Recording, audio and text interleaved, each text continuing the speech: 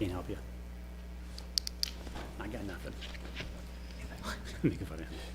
Good evening, Tyngsborough residents, and welcome to the September 26th Select Board meeting. My name is Ron Cohane. I'm Chair of the Select Board. This meeting is being recorded and broadcast by Tyngsborough TV. The meeting is available through our local cable access channels on Comcast and Verizon Fios, and as a live stream on our website, www.tyngsboroughma.gov. A recording of this meeting will be available through the video on demand portion of our website. Open meeting laws require that any member of the audience who intends on recording either video or audio so declare that now.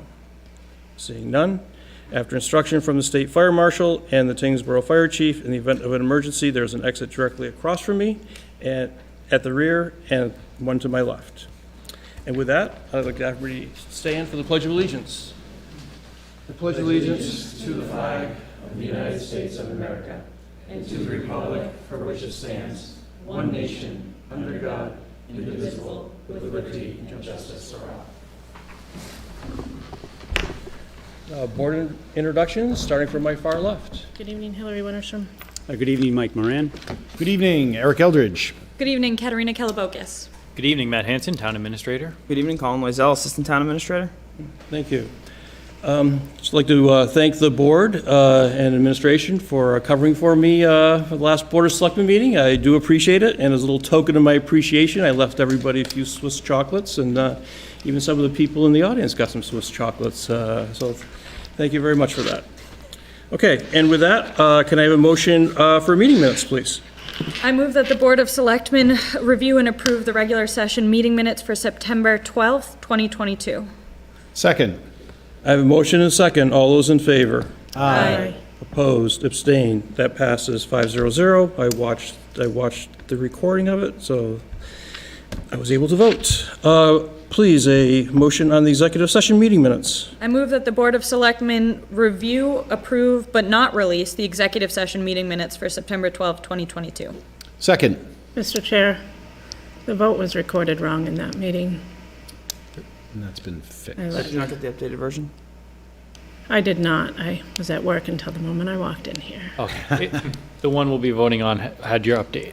We got it in. Let me see if I can find it quickly. Give you time to review that. We can Or is it do the ones for release in the meantime. 2B, right? Is that, I'm not reading about that's not in the folder though, right? That I No, can see it would have on just been here. an email from Colin. Because the executive session minutes don't have it in it. Don't have the corrected version in it. I can't see it. So if you're going to vote on it, I'll just abstain. Because I have not, copy I saw was incorrect.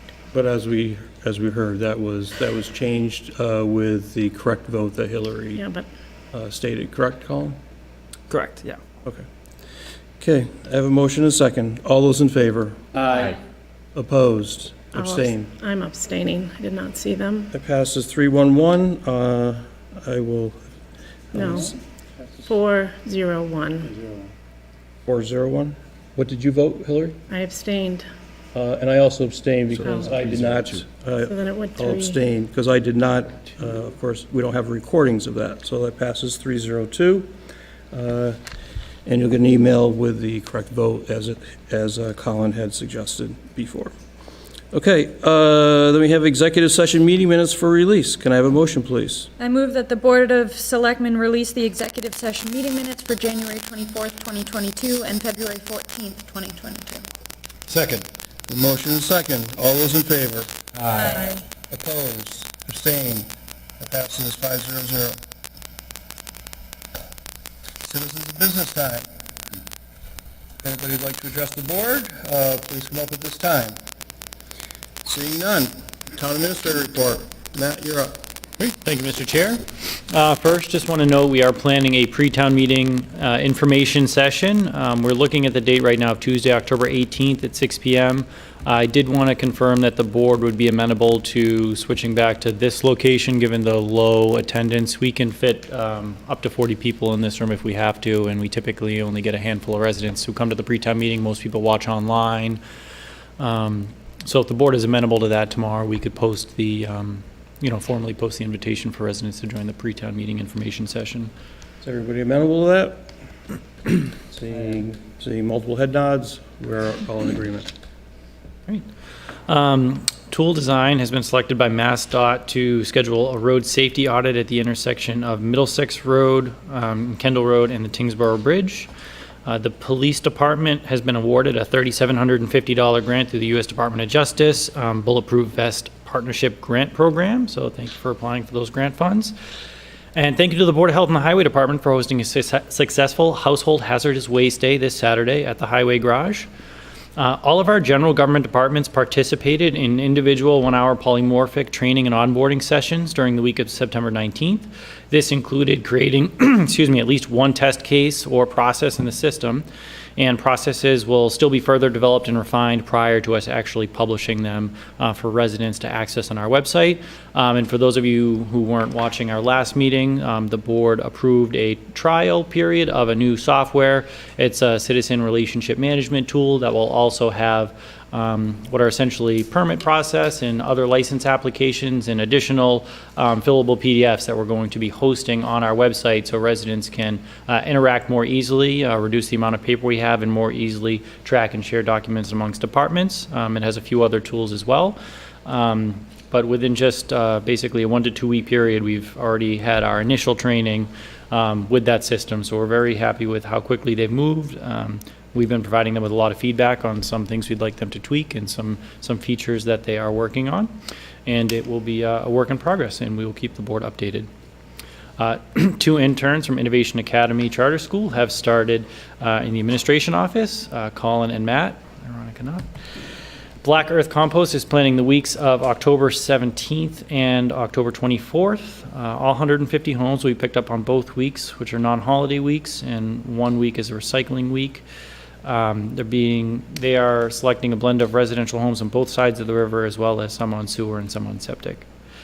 Below are several photos of the ongoing work on Kendall Road in the town center to create a shared municipal parking lot, as well as the walking trails and the crypt restoration. The first photo is from the parking property down into the parking lot in the back. The second photo I have here on the TA report is looking down into the area, which is work they just did today, so there will be more tree clearing. It's a little hard to tell unless you blow up the photo, but you can see where they started to rough grade the meandering path that will go there from the crypt down ultimately to Winslow Road. In person, you can stop by anytime from Winslow Road and see the clearing that's taking place. It looks amazing in person. And I have 2 more photos in here. Photo on the left on the second page is where the new sidewalk is going to be from Kendall Road up into the parking lot, and then just a photo from further back in the parking lot as well. And any questions before we move over to Colin? Any questions for Matt? Seeing none. Colin? Thank you. A couple procurement updates. We are currently seeking quotes for the replacement of the Highway Department generator that was funded in the FY23 capital plan, and quotes are due back on October 12th. We are releasing a request for quotes on behalf of the CPC for painting at the First Parish Meeting House. It would include exterior paint from the roof line down because the cupola obviously was just repainted. Those will be available Wednesday and due back on October 12th. We have a request for proposals out right now for the sewer department. This would be to hire a firm to manage future designs that are funded by federal grants. Those proposals were available beginning today and are due on October 24th. And on Wednesday, we'll open bids for the Sewer Commission General Services, as well as their on-call and emergency repair contract.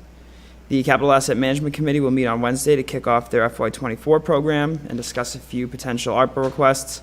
One is the funding for the construction of the Bicentennial Field project, which this board is familiar with, and the Commission on Disability is requesting roughly $100,000 from capital to make some accessibility improvements in general government buildings.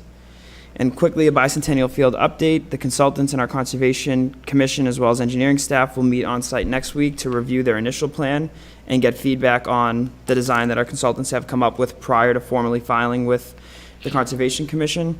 Once we're at that point, we'll have a better idea of what the cost will be and can prepare an appropriate ARPA request. Thank you, Colin. Any questions for Colin? Mr. Chair? Yes. Just to avoid some potential issues relative to the First Parish Meeting House painting, can we make sure that the contract has some provisions in there that ensure the quality of the work a little bit better than what we had last time? So I know that was an item for a lot of people, so let's make sure that we get it right this time, and that have it in the proposals to have some sort of warranty that's more than what we had before. Okay, any other questions? Okay.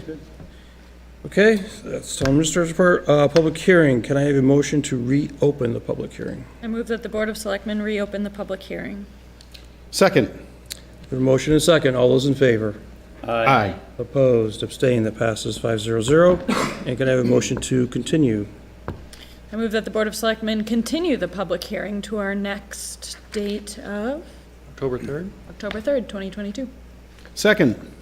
Motion and a second. All those in favor? Aye. Opposed, abstained, that passes 500. New business, applications for change of manager, Smoky Bones, 431 Middlesex Road. Who's going to take that one today?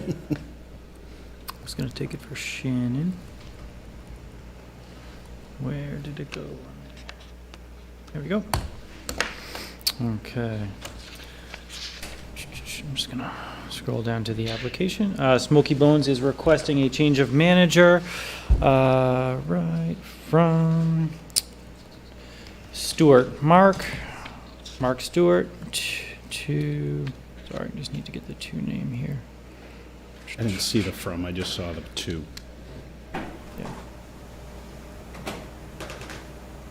Andrew Guthrie.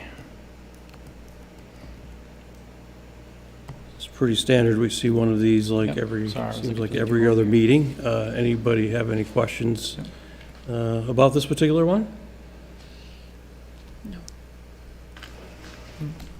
Not for me. Seeing none, can I have a motion, please? I move that the Board of Selectmen accept the change of Manager to Mark manager Stewart. to Mark Stewart for the Smoky Bones. Second. A motion and a second. All those in favor? Aye. Opposed, abstained, that passes 500. Discuss solicitor permit draft warrant article with the Chief Howe. That you please come forward. Puts a lot of stress on me. Good evening. Good evening. I'm here tonight, as you know, to talk about the potential creation of a bylaw. Essentially what it is to create a formal formal process by which we can enforce, we can create a situation where people are accountable that want to solicit in the community. We regulate a certain time that they can do it. What happens now is kind of a free-for-all. First of all, we depend on people being honest or being, knowing that they even should check in with the police department. My guess is most of the time, people are not doing that.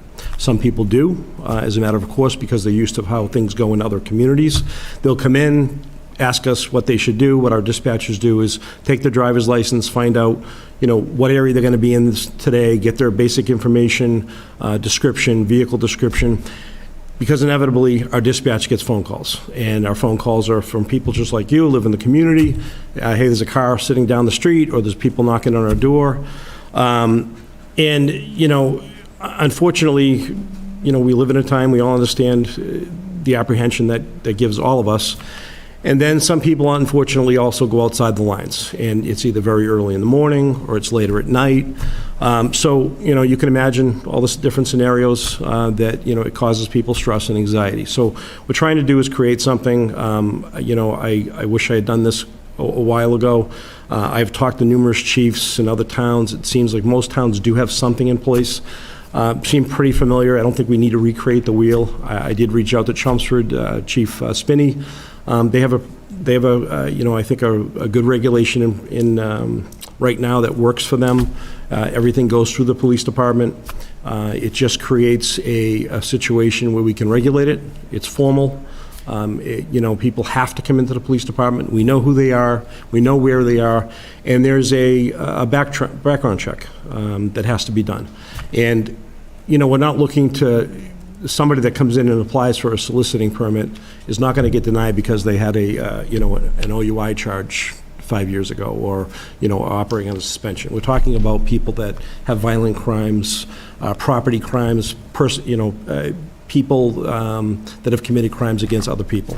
Those are the things that, frankly, we don't want those people going door to door in our community. And we do have a right to regulate that. This has been vetted, as you may know, by the town administrator. We discussed it, by council. We are allowed to regulate this. It's a time and place issue. They can certainly do it. We're giving them a large window. We didn't create a situation where we're saying only from 4 to 5 in the afternoon they can do this. Well, that wouldn't be acceptable. They have a large window. They're able to do it. But I really feel good about having something like this, that it keeps people, to a process that, frankly, a lot of them are already used to. I think this is something the community really wants. And I'm here to answer any questions, but I think it's very straightforward. I did provide some documents to the town administrator of what these potentially would look like. We did up some of the documents. Again, it's very straightforward. Any questions from the board? Is this in the packet? I don't see. It's in the warrant. It's Article 9 on page. Okay, thanks. I just, On page 9. Selectman Eldridge, I heard Yeah, no, just to help Selectman Winterstrom, I also did find it in the information is in the full packet, that big PDF at the very end. I think it's starting on page 262 or 261, something like that. But, so questions from me? I'll go on. If you don't mind. well, I'll defer to you first. I do want to check something and ask a question, but I want to read it first before I ask. So one of the things that we had talked about was no solicitation signs for people, and we've vetted that with council, that is acceptable, because I know many of our residents wanted to make sure that we covered that issue. Administration of this. So the application's coming in, you've got to get somebody who does a background check. Any concerns as far as manpower and the ability to go and do any of those types of activities? What I did is I actually, I did a little bit of work on this afternoon. I took Chelmsford's document. I added a little bit, kind of tweaked it a little bit. And what I did is, they had one person, basically point of contact, a lieutenant in Chelmsford. So I have it, the person, whoever comes in looking for one, they need to turn the application over to one of our lieutenants or the deputy police chief to give them 2 avenues, people that are there. And basically, we promise we'll process it within 2 days and then give them an answer within 3 additional days. So it gives us a full 5 business days, so essentially a week. So I think that's more than adequate for us to process it. And the other is around signage and denotion that this person has been approved. Yep. Did we address that issue? Matt, let me address it. Town administrator and I talked about it. I, as he did not, like the Chelmsford one's good, but it almost looks to me, if they were coming to my door, like they work for the town of Chelmsford. So we're going to work on crafting something that is a little bit less of that, more about their identification, making clear that they've been approved for a permit to go door to door. So work in progress, but I think we can come up with something pretty quickly. And then the only other question on that is, so we ultimately need to have this ready by next week for us to actually vote on the more or less the article, that we can tweak some things in a minor way, but we want to make sure that we've got that final thing that we give the review, and that's what we're going to recommend at when we vote next week, right? I think my opinion would be that the paperwork, the actual application paperwork and the fee and the design of the permit are all going to be things administratively handled. They won't be part of the article Yeah, let me rephrase that. Sorry. The article, we need to finalize the article Oh, correct. to, with any tweaks between now and the end of the week. So Sorry. we may have some questions here, we might want to tweak this, but the intent would be that by next week, we would have that nailed down such that everybody feels comfortable and that the only changes that might happen after that might be very minor changes. That's correct. Okay. I'm good for now. There may be other Any questions. other questions from the board? I Yes. have a couple. So, one being, we state that if you're found in violation of this article, you shall be punished by a fine not to exceed $200. Well, what is our enforcement mechanism? Because if they haven't complied with it, clearly they may not represent themselves to be an accurate person. So how are we gonna find, and you're relying on a citizen to then come to you and say, oh, somebody knocked on my door without adequate, but then there's no way, but, how do I know who they are? And how do you know who they are if they haven't followed that? So I'm always leery of putting in punishments that are non-enforceable. So I think we need to have some type of procedure in place for the enforcement of that fine. And then who is actually assessing that fine and where is it being collected and what are we doing with that? Because we need a mechanism for that as well. I agree. First of all, the immediate response is going to be they're going to lose their ability to go door to door from us. But to your point, what can we do to enforce it as far as a fine? So our offices already have non-civil citations for other offenses. We can actually create a form, a citation that covers this, that is a civil citation. Those citations get issued, they go to the town clerk. And I guess for an example for this is, if you're talking about enforcement to make somebody pay that, I don't have the answer to that. That would be a mechanism, I think, of the clerk and the board. But I will say that the person would not be able to get another permit, and we do cover that within this documentation. Because clearly there's people that don't pay their fines and there's no enforcement of it. So Yeah. why have a fine if? Well, for example, the Commonwealth of Massachusetts created 15 years ago, prior to, all of the legalization with marijuana, they created a situation where under an ounce of marijuana became a civil infraction. So police departments across the Commonwealth had to create a non-civil citation, and we literally just created one. So those citations, $100 a citation. Well, the legislature missed part of that, which was the enforcement part of it. What do you do when somebody doesn't pay that? And literally it goes to the town clerk, and that frankly really hasn't been answered. Right, so you and could I don't issue a disagree. ticket and they'll never show up to pay it and there's nothing. Most people have paid it, but you're right, that is a glitch in that system. Yeah. Mr. Chair? Oh, I'm sorry.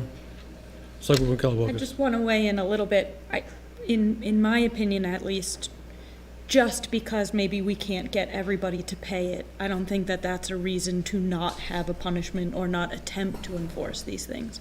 So we can always try to deal with the clerk's office or try to figure out if we have low enforcement, what we're going to do about it, and if we have to change one way or the other. But I still think that we need to have some kind of penalty. If you don't do this, then what? Otherwise, why have the provision at all? So I understand maybe not everybody's going to pay it, but I don't think that we should get rid of it in its entirety based on that. My experience in talking to other chiefs of other towns that have had this, once it's in place, most of these places, as I said before, know that these are kind of the rules in most communities, and they do typically follow it. And it's usually a group of people, so they're working for one individual or a company. Those rules are very specific because the company is going to lose their right to solicit in this community. So obviously they have a vested interest in complying with this. But just like Monisham's point, ultimately if somebody tests that, there are answers. We do have some statute that's applicable to this, but I don't know how the town would process that. Mr. Chair, I was just going to ask that since town council's here, maybe we could ask him to weigh in on, one, the enforceability of the fine, but two, I think a really great point was raised about could the fine be issued to the company, or a requirement that a company pay a fine on behalf of their employees in order to solicit? So say they have 5 or 10 employees in the town, and one of them is going out at 6:37 at night. Can we ask the company to pay a fine until any of their solicitors could go back to work? Through you, Mr. Chairman? Yes. So I think the answer to that latter question is you probably could. I haven't seen that. There are many solicitation and canvassing bylaws and ordinances in Massachusetts. As the chief said, many communities, maybe even most communities, have them.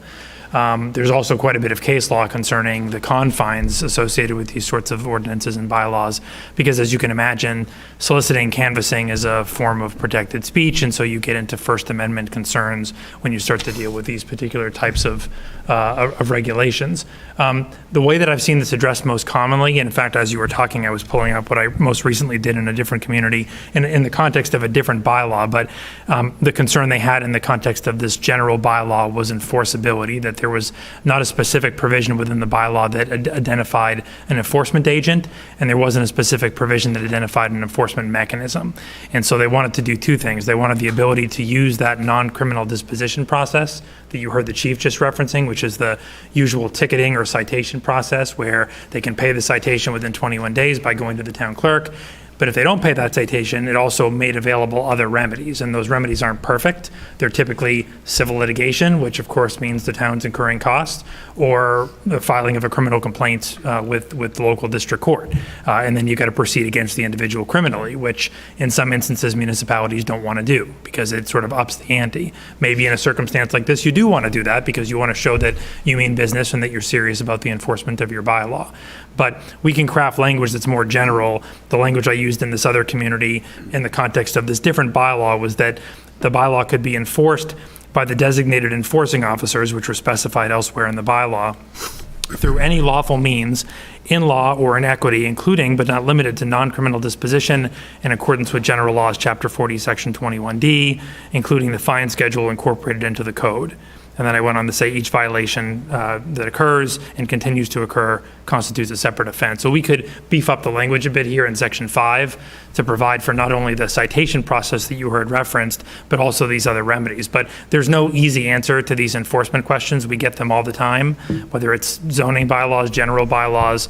If you've got a bad actor that simply doesn't want to comply, they may thumb their nose at you even once you impose fines. They may thumb their nose at you even when you send threatening letters warning of civil or criminal litigation. So sometimes you just have to actually punch back and take that action. But a bylaw that provides for a more comprehensive remedy, a more comprehensive enforcement provision will hopefully act as a deterrent at the very least. I mean, I just think, sorry, Mr. Chair. Yeah, go. I think back to, the whole COVID fining and who was going to fine and who was in charge of that. Was it the Board of Health? Was it the police? They claimed they wanted you to, Chief, if you remember, issue citations or whatever, but you said, I can't issue a citation. It's not my law. It's not my regulation. So I just don't want to see us go down that road and then again have people that consistently say, well, you can give me a fine, but you have no way of enforcing my payment of it. So if you're not going to comply, you're not going to comply, and there's no enforcement isn't going to make you comply. So that's why I think it's important for us to recognize that we have to have it a little bit stronger language, as Attorney Costa said, to be able to, again, hold people that aren't going to apply accountable, but also then give the incentive for people to comply, because if there's no punishment, there's no incentive to comply. Yeah, I think it falls back to, obviously, it's important to have some kind of structure in the fines, but I think the biggest impact to somebody is they're going to lose the ability to be in the community. Then at that point, the police department is stopping in with them every 5 minutes, IDing them. They're in a place they don't want to be. They're on people's property. Then we get into their trespassing. So then we're getting into a whole different realm. I can tell you that, a few chiefs that I spoke to about this who have had this regulation, some for a long time, they have had they could remember any situations where they've ended up with this type of situation, so. Okay, Selectman Moran, did you still have a question, or was I it was answered? just going to make the analogy of deterrence, and deterrence is a good thing. And I think this is a smart idea, because if you're if you want to open a business in town, you have to follow certain rules and guidelines. These are people walking around selling whatever they're trying to sell. They're soliciting for business. And so this is the right thing to do, is to have some kind of governance of that. And I do think that the language could be stronger for the deterrent piece, which really that's what it's there for. It's for someone to read it and be deterred. So. Okay. It basically sounds like Adam has some language. We can beef this up. We'll have that added to the warrant article for next week. Yep. Any other questions from the board? Just to add, I do think that it's good for residents as well, because they will know what the rule is, because you see lots of social media posts where, oh, hey, so-and-so is knocking on doors. I don't know who it is, and I'm not sure if they're supposed to be there, and we don't know if they've checked in. It at least gives them that mechanism that if they see somebody who's doesn't have the lanyard, that they know that this is not there. Now, we can deal with different solicitation. Could be, a lot of these folks are, whether it's solar panels or windows or whatever, presumably they have to get building permits. They may not do that either, but that may be an additional mechanism. But I think if we add in some language in there that gives us to pursue all means to enforce that, I think it gives it a little bit more teeth. It's not going to be perfect, but it's better than not having anything. And I think that's really the most important part here. Another question. Selectwoman Minister. So we referenced twice a fee that they have to pay, but nowhere do we state the fee. Is that going to be provided somewhere? Yeah, Like on the application or in the bylaw? The fee, the application, is $25. We have it in the solicitor permit procedure. Yeah, so the fee, the violation fee would be $200. It's under section 5 on page 10. Yeah. So it'd be $200. Were you talking about the application fee? Or Yeah, because it fine. references an application Yep. fee in two different spots. So on the solicitor permit procedure, the applicant must present the application along with the $25 non-refundable fee, and then it explains. Just, and town council can correct me if I'm wrong, the bylaw would just reference general law, chapter 40, section 22F, which basically says the department can issue fees that are reasonable, is sort of the best way to define the law. So if we need to change that over time because of the manpower or the cost of a quarry check goes up, we can do that without amending the bylaw. So by just referencing the state statute, it gives us the flexibility to amend the fee. And that fee amount was also taken right from Chelmsford. Had this in place for a number of years. Okay, yeah, I was looking at this bylaw, which didn't say it, that's why I was questioning where. So, but we publish a fee schedule in general, right, for the town, so that's where it would be in case people wanted to reference it, our fee schedule. Correct. Yeah, and these will be posted, obviously, on our social media, the town's social media, once it's all done, and so people will be able to readily see it, particularly our residents. Actually, Selectman Eldridge brought up a great point about the residents that go online. Do people know if this is legitimate? So-and-so just knocked on my door. A lot of our Google Drives link directly to the website in real time. So if whoever's managing this, when they approve an application, we'd have to make sure there's no, confidential information or anything, but certainly a list of approved solicitors could be posted, and it'll be visible to residents in real time. It could be a link on our page and your page. So anybody who's on Facebook and wants to check, I'll check the town's solicitor page. We can have that updated in real time at any time. We will be doing that. We will be adding it to our website. Oh, Absolutely. excellent. One further comment, so, Minister. thank you. So how would this apply to, say, all of our educational groups? I think of the scholarship fund, I got knocked on my door to buy a Tiger Pride card, by the football team, by the lacrosse team, Are we expecting all of them to comply with this, or how are we going to communicate that out to all those groups that just naturally have been soliciting door to door through the neighborhoods forever? Good question. Yeah. There are some groups that are obviously exempt. This doesn't cover religious groups, obviously, other groups. That's a good question. They're not, this is typically centered towards companies for profit. That's what this is centered on, not for fundraising. So I don't know. It just begs the question of a fine line, because somebody could you know, there's a fine line between what's fundraising and what's for-profit business. And all it says right now, just to be clear for the people watching at home, it shall be unlawful for any person to solicit orders or subscriptions for goods of service or to sell goods or services door to door. That's the They're intent, but selling a Tiger Pride card, again. Oh, you're Kind 100%. of a fine line.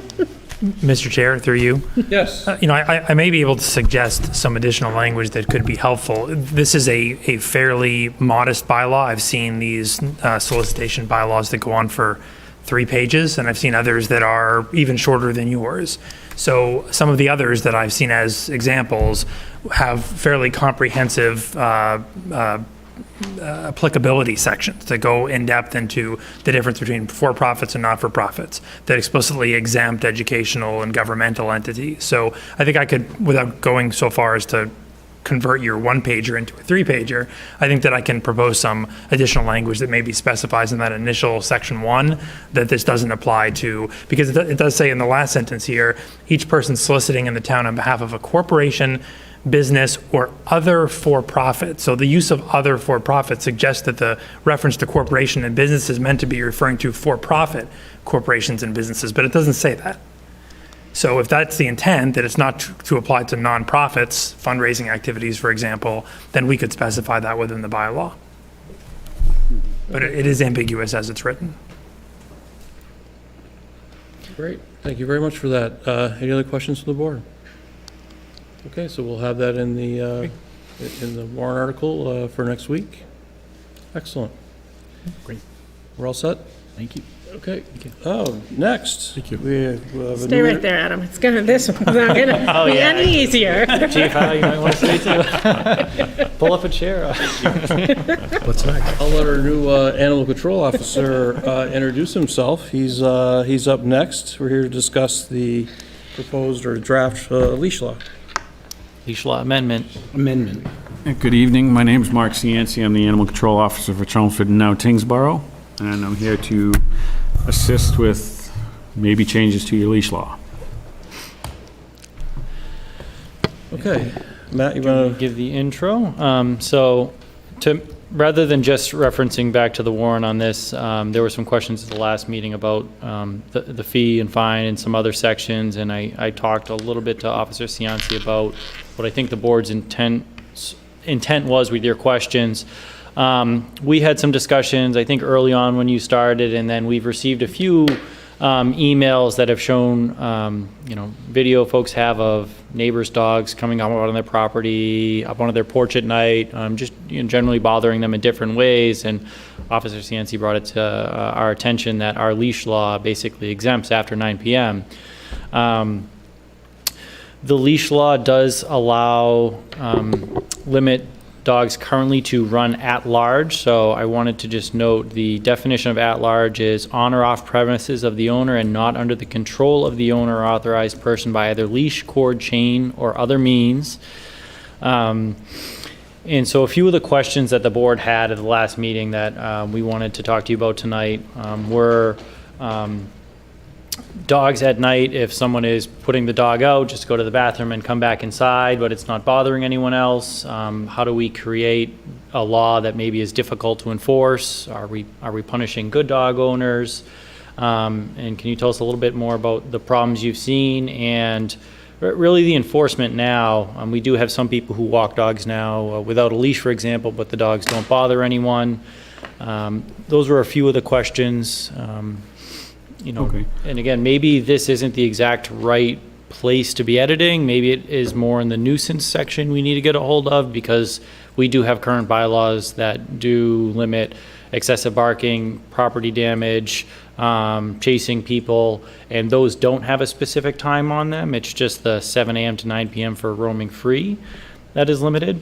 So those are the different factors that we're looking at. All right, well, the goal of the leash law is not to punish people or to make money from them not having their dogs leashed. It's more of a safety concern. Tyngsborough is a very large right-to-farm community. You don't want dogs out at night chasing cows, chasing pigs, chasing goats or llamas or anything like that. The other concern I have not having a leash law that's 24/7 is You have a lot of development going on in town. The golf course on the other side of the river, for instance, has forced a lot of wildlife out of the area. That wildlife then moves to yards, streets, so on and so forth. So you're seeing a lot more of that. You don't want your dogs coming in contact with a rabid animal. For instance, a dog gets in the scruff with a rabid coyote, comes home with wounds, that then goes to the vet. It's a wound of unknown origin. That's a mandatory 45-day state-mandated quarantine. That's in-home. Those are concerns for spreading disease. You don't want your dogs, defecating on other people's property. Again, that's a way to transmit disease. Children at bus stops, what have you.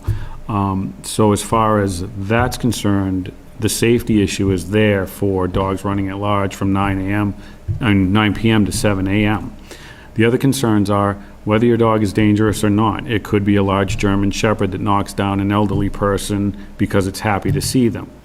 That dog owner is now responsible for whatever damages occur. So if that person breaks a hip, hits their head, you're talking hospital bills.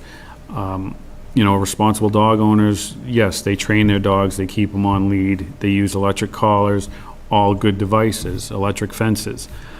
We're not out there to punish people who open the door to let Fluffy out and the dog runs off property for a few minutes, comes back and comes back in.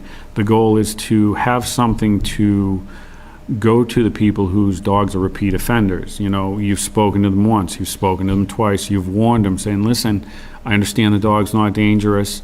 Please, you have to do something, someone's going to get hurt. Well, beyond that, if there's no leash law, there's no citations, what do we do? I mean, after the second or third warning, it falls on deaf ears. I have no authority to control a dog that's not leashed. If people choose to walk a dog that's not leashed and it's very well trained, I go by the fact that if that dog is well trained, walks to heel, and the owner has a leash in hand, to me, I let that slide. If you have a dog that, oh, my dog's friendly, well, yeah, all dogs are friendly until they're not. There's a ton of children around all the time. One of my biggest concerns is a friendly dog biting a child, and not because the dog is dangerous, but children generally approach a dog face to face, which is a challenge to a dog, okay? It gets defensive immediately. Children don't know or understand how to read a dog's behavior.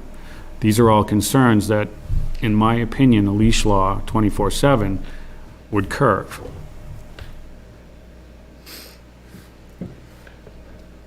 Selectman Eldridge. Thank you. He's looking at me intently. So I guess the question is, so we have in our regular bylaws, we have significant areas where we're addressing nuisances, leash law. What we're saying is the only thing that you're running into problems with our existing leash law is the timeline. Yes. That one phrase that puts the exclusion in there for overnight, basically. Correct. And that if we just strike that and say, you know what we're doing during the day is still applicable at night, same rules of common sense and enforceability, fines, all the other things that we're dealing with, that would address the issues that we see today. For the most part, absolutely, yes. You could sit over at the elementary school and find people 24/7. But we don't, is what I'm saying. I'm just saying, but between these hours, we could sit over there and find people right now. So do we have the capability to find people today? And how does that work? So I do not have citations that are made out for Tyngsborough, but they can be printed based on the laws that are currently on the books and add a leash law violation. In Chelmsford, we have a leash law violation. It is, first is a warning, verbal or written. Second is your first step fine. I believe it's $50 in Chelmsford, $75, and then... Oh, sorry, I just pulled up Right, Tyngsborough's. and then I think $125 in Chelmsford, but you can use the fine structure that Tyngsborough has, which I believe is what, 25, 50, and 100? Correct. So you could use that same structure. You don't have to rewrite the fines. Okay. Well, so having talked to a couple of residents who have had issues with dogs in the past. It sounds like to me that you have been able to rectify those. By fines, I think one owner, you might have told you to put up a fence or something like that, or threaten to fine them, and his response was, it's 100% better than it was. So Okay. if you have that capability today to find dog owners that are not good dog owners, I'll say, or allows them to harass people from any instance, it sounds like you are able to still find them today. In Chelmsford, we do. We have that ability. In Tyngsborough, I do not have citations for that yet. Okay. We are getting them. But we do have it on the books that you can find people. Is that? For the harassments, and yeah, there are laws in Tyngsborough on the books, like defecation and not picking it up right away. If your dog's running at large at night, you don't know, that your dog is obviously going to the bathroom somewhere on somebody's porch or sidewalk or whatnot. But yeah, it would be something we would be able to do. It's like woman Calabokas, I see her out of the corner of my eye, wants to ask a question. Sorry, so this is one of the things that I've been going over a little bit, and the thing that strikes me, Selectman Eldridge said, we use our common sense. And I don't know if it's my profession or what, but I hate rules that allow for general common sense without any kind of structure around them, right? At the end of the day, when you read this, and before I begin, I would like to say, I am a dog lover. I had a collie my whole life that I loved to death until he passed a year ago, so this is nothing against people who have dogs. I absolutely love dogs. But what I can say is, your definition of what you say a very well-trained dog is also my definition. However, it may not be my neighbors or their neighbors, right? If somebody thinks that their dog is generally within their sight, but they can't recall, maybe somebody thinks that that is very well trained, right? So for me, I do think that we need some substantial boxing out of what this means, especially because when you think about what we're having a discussion and then what the text actually says, at large could be on or off the premises of the owner. But we don't want to regulate somebody that's on premises of their own. Correct. We really just want off premises. If you have a dog that is creating destruction, there needs to be some kind of penalty, I understand, with all of the discussion that we've had, right? And it has to be, if the language that was stricken here, at any time between the hours of 7 and 9, I think it needs to be at any time of the day or night, right? Because if you have a dog that's getting into someone else's garbage and tearing it apart, if you have a dog that is even being friendly but going up to somebody who doesn't want them, they don't want them there, it's your dog, it's your responsibility to keep them under control. So I personally think that, yes, we need a leash law, but B, we need a leash law that is a lot more strict than even what we have, which is my opinion, just reading, what we have in front of us. So I'll let you talk, because I wanted to say one more thing. So to me, though, to continue on with that a little bit more, is we do have a nuisance bylaw, right? So Yes. things like getting into garbage and things like that, that would be a nuisance. And with that, you would be able to fine. With the nuisance bylaw, you would. The question becomes now that, does the nuisance bylaw, you write the fine, in order to label a dog nuisance, does it have to come before the board? Like, do I have to collect a history of this dog being a nuisance and fined before it goes before the board, and the board decides, yes, this dog is a nuisance? Yes. Or B, this dog is dangerous? Right now, that's the way it's written. Right. So we do need to change our nuisance bylaw then, to be able to encourage. Why can't we, sorry, through the chair, why can't we just add it in the leash law so that it is clear that we are speaking about dogs through the leash law? Like, why are we trying to make him go through the nuisance process when we could just be very clear in the leash law? I don't think there's anybody who would disagree that certain things are a problem relating to your dog. Mr. Chair, could I just, Okay, yes, go ahead. Yes, sir. please talk about a particular case that we've had, situations been ongoing for the last year and a half, 2 years, without names, without Sure. addresses. So- Explain why this would alleviate and help that situation. Absolutely. So when I first started with Tyngsborough, I was informed of a a resident that had several dogs that continually got out. And, I immediately started getting calls on these dogs right away. Hey, listen, this address, these dogs are out all the time at all hours. They're taking things off my porch. They're stopping me from getting out of my car when I get home. Not dangerous, but good-sized dogs, very playful. And I'd spoken to the owner, I don't know, 4 or 5, maybe 6 times, saying, listen, you really can't let your dogs run wild through the neighborhood. There are children in the neighborhood, there are people, there are elderly. You have to try to restrain them, try to keep them within sight, keep them within. Eventually, yes. Did I get through? As far as I know, I did. The complaints had slowed or almost stopped. But with the ability to say, listen, we've talked 2, 3, 4 times, and obviously you don't care. Now, with the addition of being able to write a leash law violation citation, it holds a little more bite. It holds a little more, well, yeah, okay, I guess I should because I've got a first citation, the second citation's more, the third citation, so on and so forth. With the ability to write citations for a violation of a leash law, it happens a lot faster than having to talk to these individuals over and over and over again. And without a leash law, what happens? Well, Without there's a nothing leash he law. can really do. In effect. Without a leash law in effect, or without a nuisance bylaw, which has some teeth. Because if you had a nuisance bylaw that had teeth, you'd still be able to give a citation to that particular person.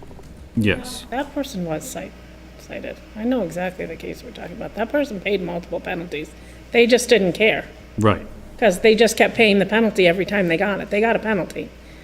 And they would just write the check, and then the dog's loose again. So, I mean, I think there's multiple issues we're trying to address, which is our nuisance bylaw enough to, again, discourage repeat offenders? Because, right, once you you just keep paying, we have somebody that continues to pay that $100 ticket. He's at the $100 mark, she's at the $100 mark, and he just keeps paying it. I mean, fortunately, I think they've paid it more than once. So, so that's not curbing the behavior. We want to correct the behavior, is my understanding, right? Or Yes. try to somehow discourage the continuance of the. So how our nuisance bylaw works in Chelmsford is, I have the ability to write the off-leash citations and other citations. The repeated act of having to do that becomes nuisance. That then goes before the board, and then the board can recommend that, okay, your electric fence isn't working, we're recommending that you put up a chain link fence or a stockade fence. There are other, so in order to become nuisance, you have to show a history first, other than just citations or other than just complaints. I need to collect all of that together, bring it before the board, and say, these citations, these nuisance complaints, they're not working, we need to do something more. The board decides what actions to take. Mr. Chair? Yes, go ahead. I hesitate because I wasn't especially prepared to discuss this bylaw tonight. But I've had plenty of experience with dog regulation and dangerous dogs and nuisance dogs. And I just offer this as a point of clarity because it might be relevant to the conversation you're having. Thank you. So leash laws are not terribly regulated by Massachusetts general laws. They rewrote the animal control regulations back in 2012, I want to say. And when they did so, they created sections specifically addressing nuisance dogs and dangerous dogs.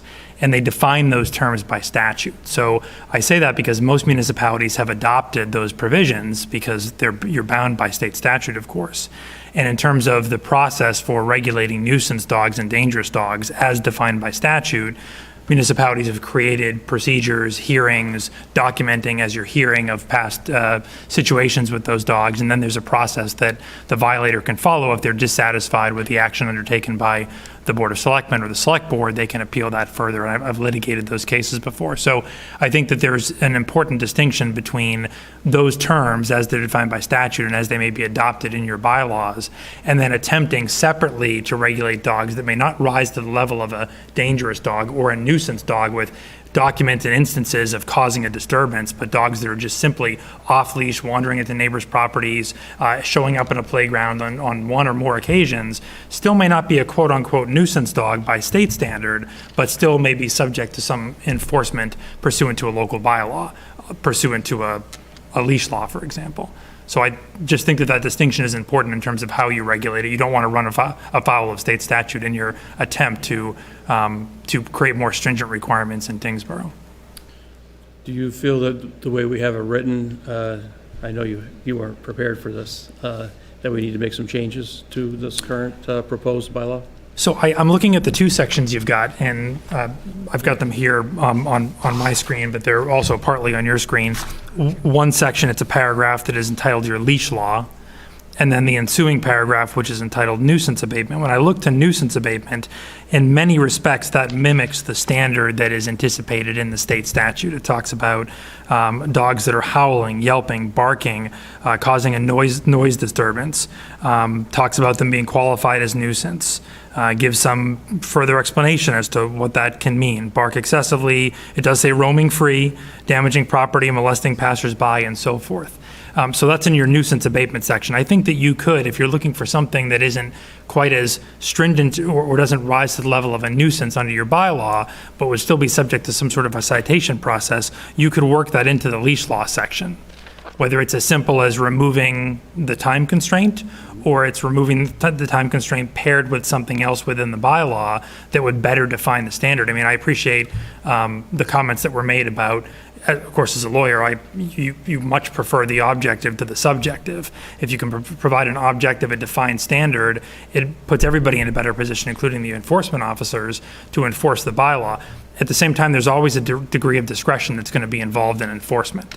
And I think that that's what was highlighted a moment ago by the officer when he says that, you know, if somebody has their dog and their dog runs off their property briefly and then comes back on the property and then comes inside, probably a non-issue. If this occurs repeatedly, well, at some point the officer is going to use his or her discretion to say, enough is enough, you're now in violation of the leash law. Mm-hmm. So objective standards are great, but there's going to always be a degree of subjectivity by virtue of the discretion that the enforcing officer is going to be vested with.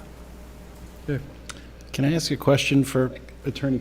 Oh, okay. Selectwoman Kellabokas. She likes to Just- go after the I'll make it lawyers very talk, quick. you know? No, I'll make it very, very quick, and just because you had mentioned it. You know, I am okay with language that says, you know, as determined when we talk about whether or not the dog is under control, right? As determined by the animal control officer. I think even that would add enough for me to make it feel like more easily enforceable than just whose standard of under control, I guess, is the bottom line, right? So just to clarify for me, right, if we're trying to define, you know, what kind of dogs we're trying to regulate, as long as we have a sentence that says as determined by the animal control officer, so he can go in and say, I have determined whether or not you think it's a nuisance or whether or not you think your dog is well trained, right? I have determined that it is not. And then he gets to be the kind of last word. I'm okay with that. I just prefer there be more clarity there. Okay. Selectman Eldridge. So, Matt, it may help because this is a subsection of our current Article 17, right? So in our town bylaws, we have Article 17, regulation of dogs. I don't know when it was written or adopted, but in that, it references Mass General Law, Chapter 140, Sections 136A through 174D. Is that still the one that's applicable, or to get rewritten, or? Through you, Mr. Chairman. So I don't know the history of this either, but looking at it really maybe for the second time here, it appears to me to be consistent with the recodified state statute. So my guess is it's been adjusted, if not adopted initially, since 2012, would be my guess. Because where I was getting hung up on some of it, and I think when we talked about it in our last meeting, there were just those two paragraphs, and we're like, well, that's not enough. It doesn't talk about anything in enforcement. But there's a whole other pieces, and all we're talking about here, and that's why I guess I was asking animal control officer about what exactly we were talking about changing. So it seems to me that there's really, we're not talking about overhauling the entire regulation of that article, a regulation of dogs, Article 17. What we're talking about is changing the time frame to include, it's 24 hours a day. I think that is in both the leash law and the nuisance abatement. It's in both of those, excluding the nighttime. So that would be we'd say, we're changing that so it's 24 hours a day In both locations. in both locations, crossing that off. One thing that we haven't talked about, although it was mentioned, was the definition in our bylaw says that at-large includes, even if it's on your premises. And I know multiple people that have concerns about that language, even though that's what it is now. We should consider, and I guess the question to you is, what does that do? If we say, look, when you're on your own property, your dog, if your dog doesn't leave the property because you got an invisible fence, or because the dog's really well behaved, or does that cause you some challenges based on your experience that if we make that change, we may have some sort of unknown impact to you in your ability to do your job? No, I believe that, I don't think at-large should include on your own property. At-large, to me, and the way we work it in Chelmsford is, at-large is off your own property. As long as that dog is on your property, that dog is under control, for all intents and purposes. The minute the dog steps off your property, and it's repeated, that now we become at-large. You know, the dog's running up the street to play with the neighbor's dog that's 7 houses away. So, okay, so let me further, you touched upon something that I think may help some people as well. So currently, the at-large definition says on or off the premises of the owner.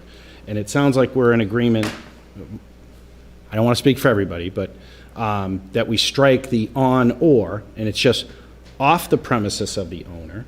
But you added in something in there that said repeated.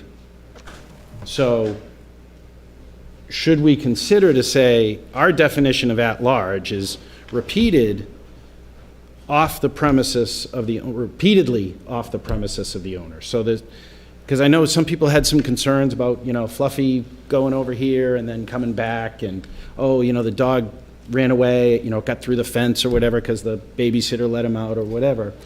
Not talking about that, but if we change that definition to say, it's no longer on or off the premises of the owner, it just says repeatedly off the premises of the owner, ... Would that address any issue? Would that cause you any problems? No, that wouldn't cause me any issue. You know, some people may disagree that, well, one time off property is at large. You know, is that a concern for you? We can talk about that, yes. Yeah, I mean, no, it doesn't bother me either way. And then the only other thing, I promise this is the last one. The only other thing that I heard of, and I don't think we would want to tackle it at this time, is currently the hearing officer is the Board of Selectmen. If there are a bunch of these issues, it probably doesn't make sense for the Board of Selectmen to be the hearing officer. But given we're talking about some of these things, I guess the question is, would we feel comfortable that just changing the time frame in those two locations and changing the definition of at-large to absolutely exclude on premises, we can decide whether we want to touch the issue of repeatedly. But if we just did that, does that put us in a better place for things? Obviously, you've got to deal with the citations and have the ability to write things down. That's not in the bylaw. But if we do that, does that put you in a better place so that you can do your job effectively? It is a helpful tool, absolutely. Selectwoman Kellabokas. So Selectman Eldridge did point to me because I am going to harp on that word repeatedly. First and foremost, I am. Repeatedly could be 2 times, 3 times, 4 times. I'm not a fan of that regulation. Second, I agree that at large for certain things, and it was me who brought up the on and off premises first, and I'm sorry, I'm going to change it as I'm going through. The only thing I thought of is there is a section in the nuisance for excessive barking.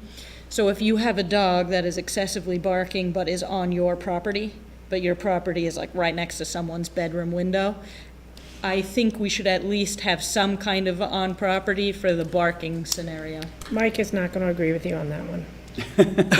No, those sections, Mike has not an at large. excessively yeah, barking dog on his own property. I have a noisy dog on my own property, Chair. So just because I was reading through it, right, and obviously I'll defer to you because you've seen all of most of the problems that have arisen, right, but that's just a thought that came to mind. So I do agree that, at large for at least the leash law portion should certainly mean off premises. Yep. I would just be hesitant to take away any enforcement ability for the excessive barking. And I don't know if we have that somewhere else, but that's just coming to mind. I believe there is a section that includes, bark excessively, and that's under the nuisance provision. But does And- nuisance also mean have the at-large, like, is this at-large definition just for the leash law or for the leash law and the nuisance? Do you see what I'm saying? Yeah, so in the leash law, it says specifically, no owner shall keep the dog at large, licensed or unlicensed, and previously it had the hours. So that's why the at-large definition was important, because the leash law definition, as you said, specifically references the words at large. The other nuisance sections don't include that definition, which would require it to be on or off premise. That was my question. Thank you very much.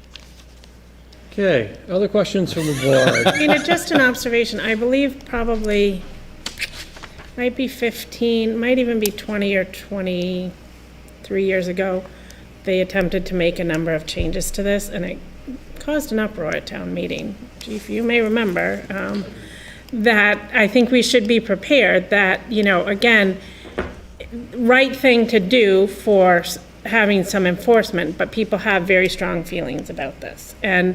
And even though the common sense of most people say this is the right way to go, there's a lot of passionate people that get very, very uncomfortable when something like this comes up and will come out. And it all seems reasonable here, but go out there and we couldn't get it passed then either, because people are very passionate about their animals. And especially when you go to say, okay, well, your dog can't bark on property. Okay, well, we all know barking is a dog's form of communication, and on the property, but they'll get hung up on that and it won't pass as a result of this. So I think we just have to be really careful and make sure we're not overextending everything so that we can at least appeal to the general. Because if you say your dog can't bark on the property, what is that? I mean, that's a dog's mode of communication.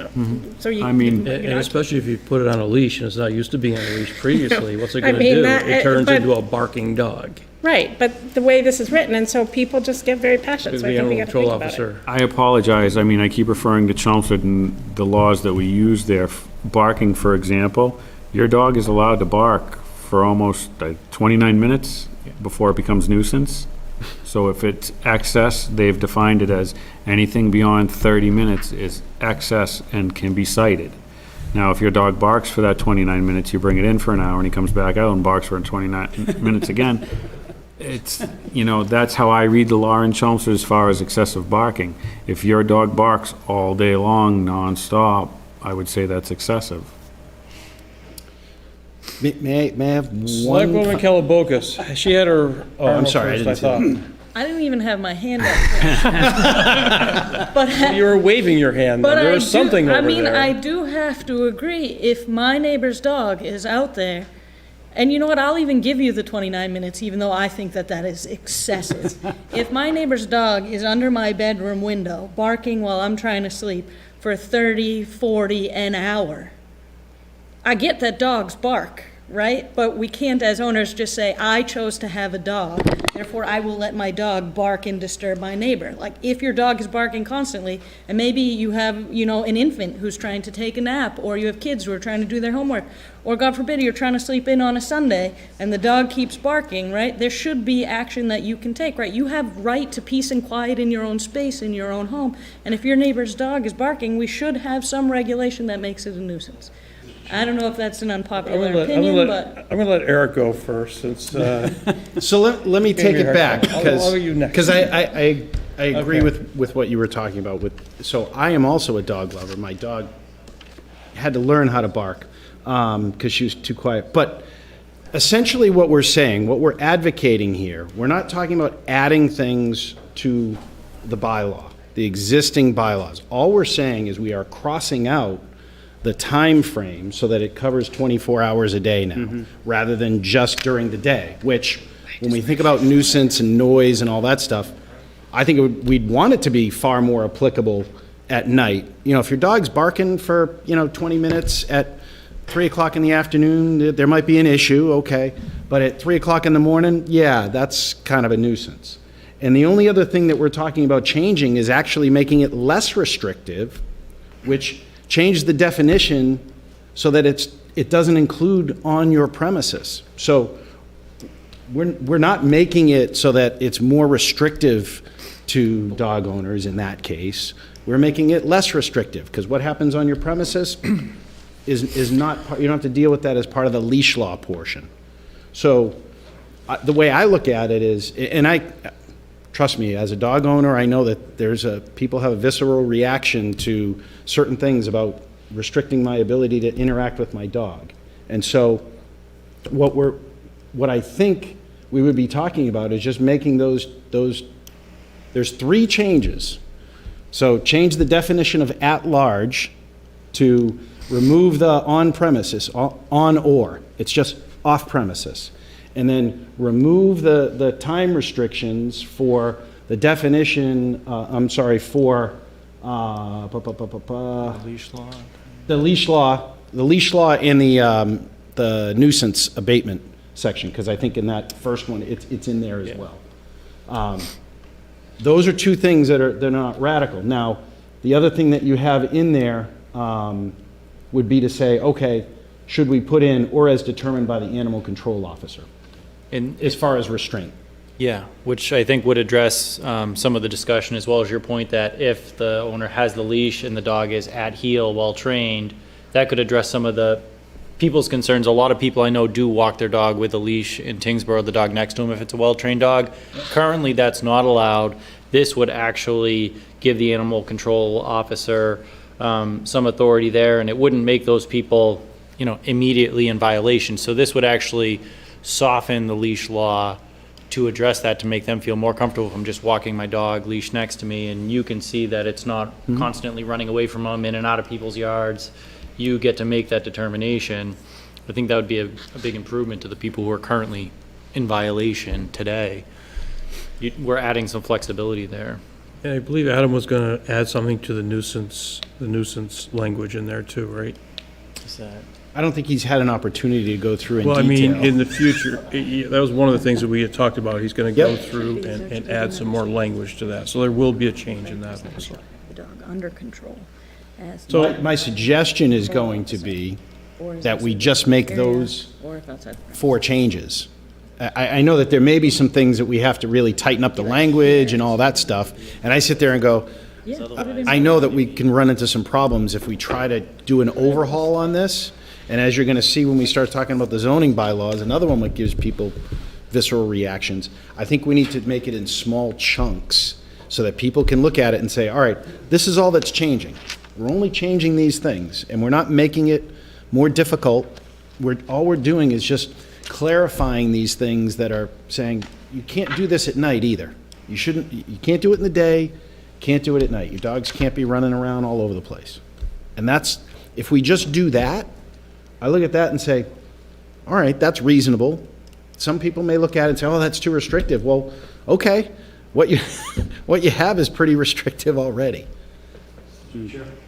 Chief? If I could just chime in, so the change, I agree with Selectman Eldridge, just said that actually as well. Keeping it this simple, if you go back to the 1990s when that change was made, when the town's population has grown significantly, I can tell you the vast majority of the complaints that we receive are about, they're nighttime in general. There are obviously people that work at night, sleep during the day, but the vast majority of complaints are about nighttime activity. It's typically dogs barking, thank you, dogs barking incessantly and repeatedly. However, the vast majority of those situations are taken care of by officer knocking on the door. I really don't even know of a situation that I can cite where that has not taken care of the issue without any further action. So by stopping at just these changes, you're not becoming more invasive, and to your point, you've actually taken one part of the regulation, you made it less invasive. So, you can explain that at town meeting. I think this is common sense. I think this makes sense. And from my point of view, and the vast amount of people that I've gotten to know in this community, this really satisfies a lot of the issues that have been brought up. And it's never going to make anybody happy, as Selectman Lindstrom pointed out, but I think the vast majority of people will be satisfied with this. I think it does take care of it without it going too far. Well, I don't know how long we've talked about this so far, but I can only imagine how long this is going to go at town meeting also. So we really are going to have to tighten this up and explain just the small changes, hopefully, or this is going to be a long discussion at town meeting also, which it may be already. Having said that, any more questions from the board? Mr. Chair, my Yes. suggestion would be respectfully that if the board doesn't want to get into a situation where it's debating the entirety of its animal control bylaw on town meeting floor, that you get very specific about what you notice on your warrant. If you print the entirety of the bylaw, it's fair game at town meeting for floor amendments, always within the scope if the entire bylaw is printed. So if you intend to make specific changes, for example, to the definitions, to the leash law, to the nuisance, if we're even changing the nuisance section, yeah, we are because we're changing the timing, then just list those specific provisions that you intend to adjust so that you're confining the scope of what gets discussed.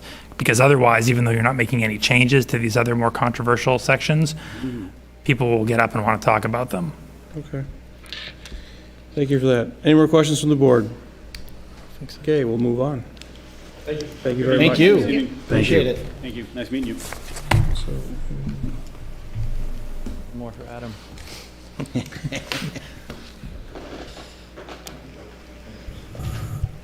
Bring that back. Good. Okay, leash law. Continue host community agreement discussion with MJ's Market. Mr. Town Administrator. I just received an email update from Brian Foley at 5:30 this evening, so you probably have not seen this memo. I just added it into your packet at 5:30 today when I received it. So I'll read it into the record for the board members and for residents. It just says, in summary, apologies for the late response. Since we last met, we've compiled a good deal of financials to support our build-out and subsequent ribbon cutting. I'm glad we have 100% available contingent upon obtaining special permit, but he's forwarded it to council and they've advised against sending it to the select board at this time in its current state, as the Jushi versus MJ's lawsuit is still pending. It poses too much of a risk to publicly divulge it tonight. They're working on sanitizing it. We appreciate the ongoing participation. We look forward to continuing this conversation at a future meeting.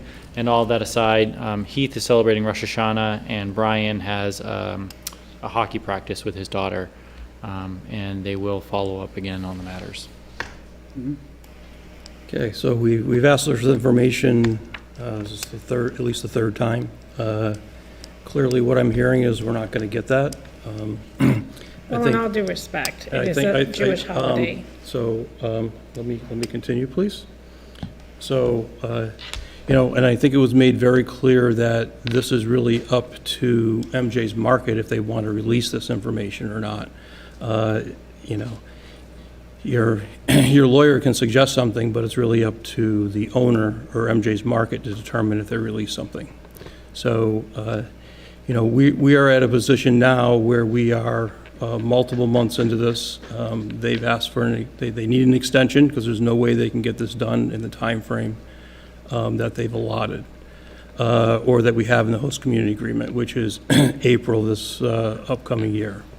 What we're just trying to figure out, I think we made it very clear, is we want to understand they have the financial capability, especially if we're going to change our host community agreement, which we need to do. We want to make sure they have the capacity to be able to execute on this. And this does not give me any warm and fuzzies that they have that capability. Any questions? Well, with all due respect, it is a Jewish holiday, and I'm surprised we're meeting because most companies and government entities do not allow a meeting on a Jewish holiday, so I would respect that argument. Selectwoman Keller-Bocus. I agree with that argument. I understand why he is absent today. But it was 2 weeks that he had to get us the information, I think, right? Like, I would have at least liked to maybe see a memo or some of the information before, 5:30 today, knowing that it is your holiday coming up and it's a big one. It was August 22nd, so it's been over a month since our last meeting with them. We skipped a meeting, it's been about over a month. Yeah. So they've had over a month to give us that information, and we find out at 5:30 today in this email that they're not going to give us that information. Selectman Eldridge. Yeah, I mean, I certainly appreciate that Heath is celebrating a holiday, but I would have liked to have known that in advance, right? It's not like the meeting was scheduled a while ago. My concern is that we continually don't have any information or any updates other than we can't share that with you. And my concern is that with time continuing to go and not having that, we've got significant revenue that we're not getting from, a marijuana facility that is going to continue to go on. And the timelines that they gave us back in August 22nd, I had some concerns about, because they weren't just talking about a 3-month extension or anything like that. It was very significant. It was, 18 plus months that we were talking about. So I have some concerns, and I guess, my question is, what are our options to can we look at other alternatives? Are there other things that we can do? Because they may never get past this. And, I certainly would love to deal with the lawsuit side of things and get past that item, but I don't know, we don't control that. But I guess maybe this is a question for our attorney, for counsel, to determine legally, what are our options on looking at alternatives if our current partner can't meet the timelines that we outlined in our agreement with them? Mr. Chair. There's a question to the attorney first, and then you can go next. So I'm gonna choose my words carefully, because when you speak about a contract, a existing, valid, and currently binding contract, and then you speak about options based upon understanding, belief that the other party to that contract may not be able to, and maybe you'll say probably won't be able to, satisfy its end of the bargain. What you're really talking about is potentially breaking the contract or proceeding outside of the contract. In some circumstances, that could be justified. In other circumstances, that can get you sued. And if we're going to have that conversation, we're going to have that conversation in executive session, not an open session. What I will tell you is what I just said. You have a valid and binding contract that is presently in effect. The information that has been presented to us, both directly by MJ's Market, concessions that they made with their representatives back at their meeting in August, as well as just common sense in terms of looking at the anticipated build-out schedule for a project of this sort, where we are today, the end of the term of that contract, and what's required to be accomplished between now and then. I think it's probably fair to say that they're unlikely, maybe you go so far as to say it's impossible, that they will be able to satisfy their obligations and become operational by the deadline that's specified in the host community agreement. And so that's going to be the real test. If your option would be to essentially decide you're not going to proceed with the provisions of the existing HCA, notify MJ's Market that you don't intend to do so, and begin the process anew of finding another marijuana establishment with which to partner or enter into a host community agreement. How MJ's Markets responds to that, I don't know the answer to that. And again, that's when we get into that area of, well, do they threaten to sue because you have a valid contract? Your obvious defense would be you can't meet the obligations of the contract. It's obvious today, September 2022, that you can't become operational within the next 6, 7, 8 months. and whether they take that, understand it, and cut their losses and do their own thing, or they file suit and attempt to somehow enforce the contract. That's anybody's guess. It's like one Winstrom. So I would just say again, when we were in this predicament, because we've been in this predicament before with another HCA that could not meet their things, we literally were told we could not, until the end of the contract, cut the losses with them. We could not approve. They changed their address at least 3 times. They changed their name several times. They changed their owner several times. And at each one of those, we were advised by our counsel that we could not approve those things because we had a binding contract with them until such time. So I find it somewhat disingenuous that we're now holding these people's feet to the fire when we've already had somebody that we tried to hold their feet to the fire, we couldn't, and it was years. So almost 2, maybe 3 years, if I'm not mistaken. So, and again, lessons learned, but I see that as a problem of, and again, it was a previous board, makeup understood, but all of the time it kept saying, kept saying, we're setting a precedent to what we will allow and what we won't, and it was, you cannot cut your losses with them at that point. You have to approve as long as they're still in the pipeline and they have everything with the cannabis control, you have to go along until such time. And so how long, Matt, how long did we fool around with that other company when they were, they didn't even have half their act together that these people do. So let me go through the history. You asked Matt. With the previous marijuana company, they did change address once. Yeah, it was more than once. And they did change, the name was, the name was changed at one point too, maybe twice, I don't know. But that was very, very early on in the contract. The last time that company came to us, they were not able, that was the time they were not able to meet their time frame. They still were within the 2 years, but they were not able to meet the timeline. And they asked us to transfer to another company. At that point, we cut our losses. The contract was still valid. It was still within the 2-year time frame.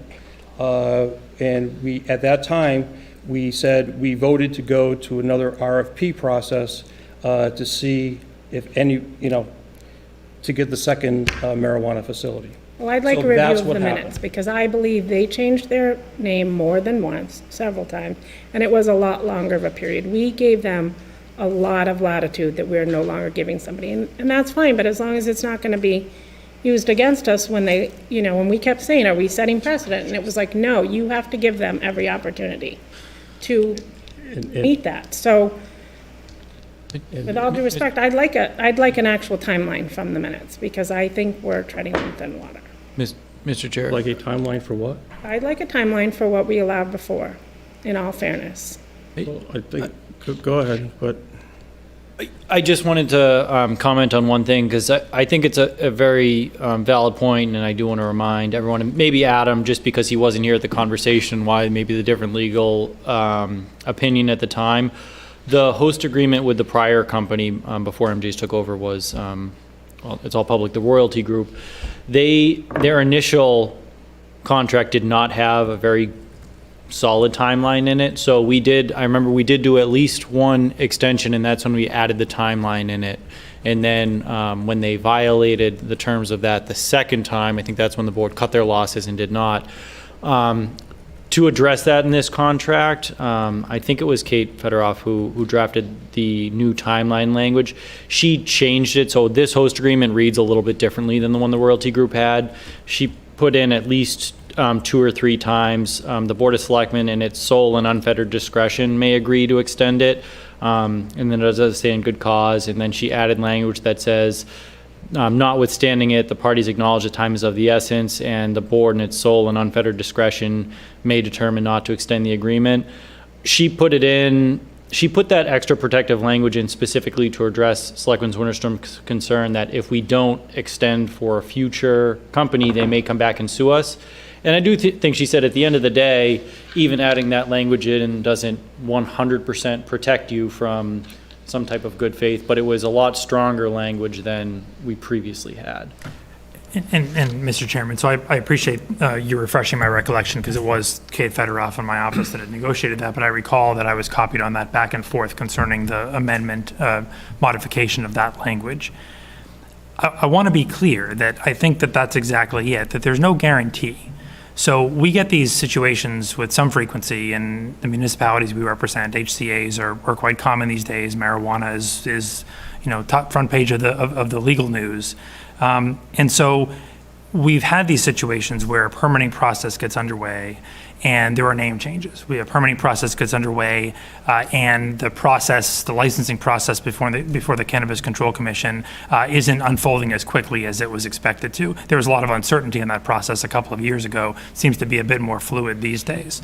And so in many communities, we've been asked by applicants to provide flexibility if they're within the term of the contract and the licensing isn't occurring as quickly as it was supposed to occur, or they've reorganized, changed their entities, changed names, changed management, that we provide some flexibility. And our general advice to our municipalities, of course, it's not one size fits all, is that if it's within the four corners of the contract and in keeping with the spirit of the HCA, okay, so you get different managers, okay, so you get a slightly different limited liability company. So they're still pursuing licensing, but it's going to take 8 months instead of 6 months. That it would probably be deemed bad faith if the municipality determined that they were simply going to pull the rug out from under the applicant, having relied upon the HCA, and say, too bad, sorry, your licensing process took you a month, 2 months longer than it was expected to. I don't know that this situation is entirely different from that situation, but I do think it's different. I think this is a circumstance where you have a term of an agreement. You are a ways into that term already. You've got an applicant that likely can't meet the timeframes within the agreement. You've got the bolster language that's a part of the current HCA as opposed to the past HCA. Am I telling you that I can stand here with certainty and say, if you decide to go a different route and you decide to go a different route tonight, or in 2 weeks, or in a month, as opposed to waiting until the expiration of the term of that contract, that you're not going to get sued for breach of contract? I can't tell you that. That's a risk. I think I said that at the beginning, that was a risk. What I can tell you is that I think that you're better positioned from a good faith perspective, from how far along are they, and is it reasonable to expect that they're going to meet their goals before the conclusion of the contract term? I think you're in a better position than you were previously. I think you're in a better position than most of the municipalities I have represented have been in when they've come to me in those sort of standard instances where licensing is taking longer than expected, or there's been a reorganization, and they've said, can we look elsewhere? And I've said, think twice before you do that because of where you are in the process. But there are no guarantees. It's a risk if you decide to do it now as opposed to doing it in 6 or 7 months. Just a clarifying question, because maybe I misunderstood, or maybe it's really nuanced, is I guess my understanding is that what they came before us for is to ask that we change their special permit to a separate location and to extend the deadline of the contract. If we vote to not allow to transfer the special permit to a different location or to extend, but we don't necessarily break the contract that we have, maybe we let that contract go till the end, is that different from what because at the end of the day, I'm assuming that we could just say, we don't have faith that by April 12th you'll be able to do all of the things that you promised. Therefore, we're not going to allow you to move to a different location, and we're not going to extend our contract terms. One thing, and then if the contract runs out, then we deal with that then it would be less of a breaking the contract altogether. So I think that those are different questions. So I appreciate that you have before you 2 requests, one to change the location and one to extend the term. You have complete discretion in deciding how to act on those 2 requests. You have to do so in good faith, but you have the discretion to decide what you think is best for the community. If you decide that what's best for the community is a marijuana establishment, not at this new location they're proposing, but at the original location or at any other location other than the new location they're proposing, you can reject that request to relocate. Similarly, you can determine that you don't want to extend the terms of the contract, particularly based upon that unfettered discretion that you have written into the contract. You're under no obligation to extend the term of the contract. So you can make those 2 determinations in your complete discretion, and I would say more than confident that if there were a challenge to your exercise of that discretion, that you would prevail.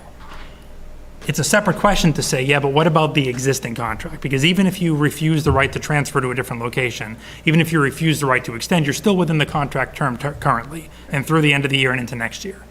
So then it just becomes a question of, well, yeah, but can we terminate? It certainly is an indicator that they're coming to you asking to change location, asking for an extension that they sort of acknowledge, and they've effectively said it. They said it at the last meeting, that they can't meet their timelines under the current contract. It just becomes a basic legal question of, okay, so they've said they can't meet the timelines. They've asked for an extension. We're not going to grant that. They've asked for relocation. We're not going to allow that. So if we were all talking common sense, we'd say, okay, so you're going to let us out of the contract, right? But they could say, no, we're not going to let you out of the contract. You're under contract until it expires next year. Right. And then the question is, what do you do? Selectwoman Winchester.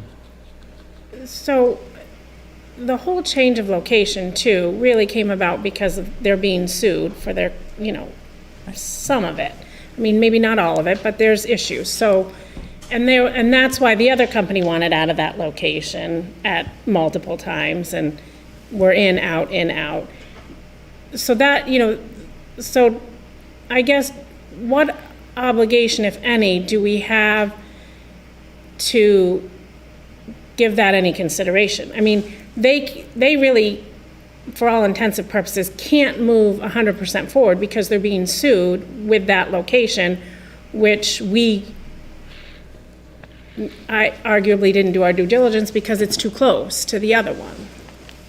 So on some level, we bear some or any responsibility in that. I mean, we were the ones that put them there, and then now they're being sued because it's too close, even though, but yet we won't let them move to not be sued on the location. So, Yeah, so, through you, Mr. Chair? Yes, go ahead. So, as your lawyer, I'm going to tell you that legally you don't bear any responsibility. Now, that doesn't mean that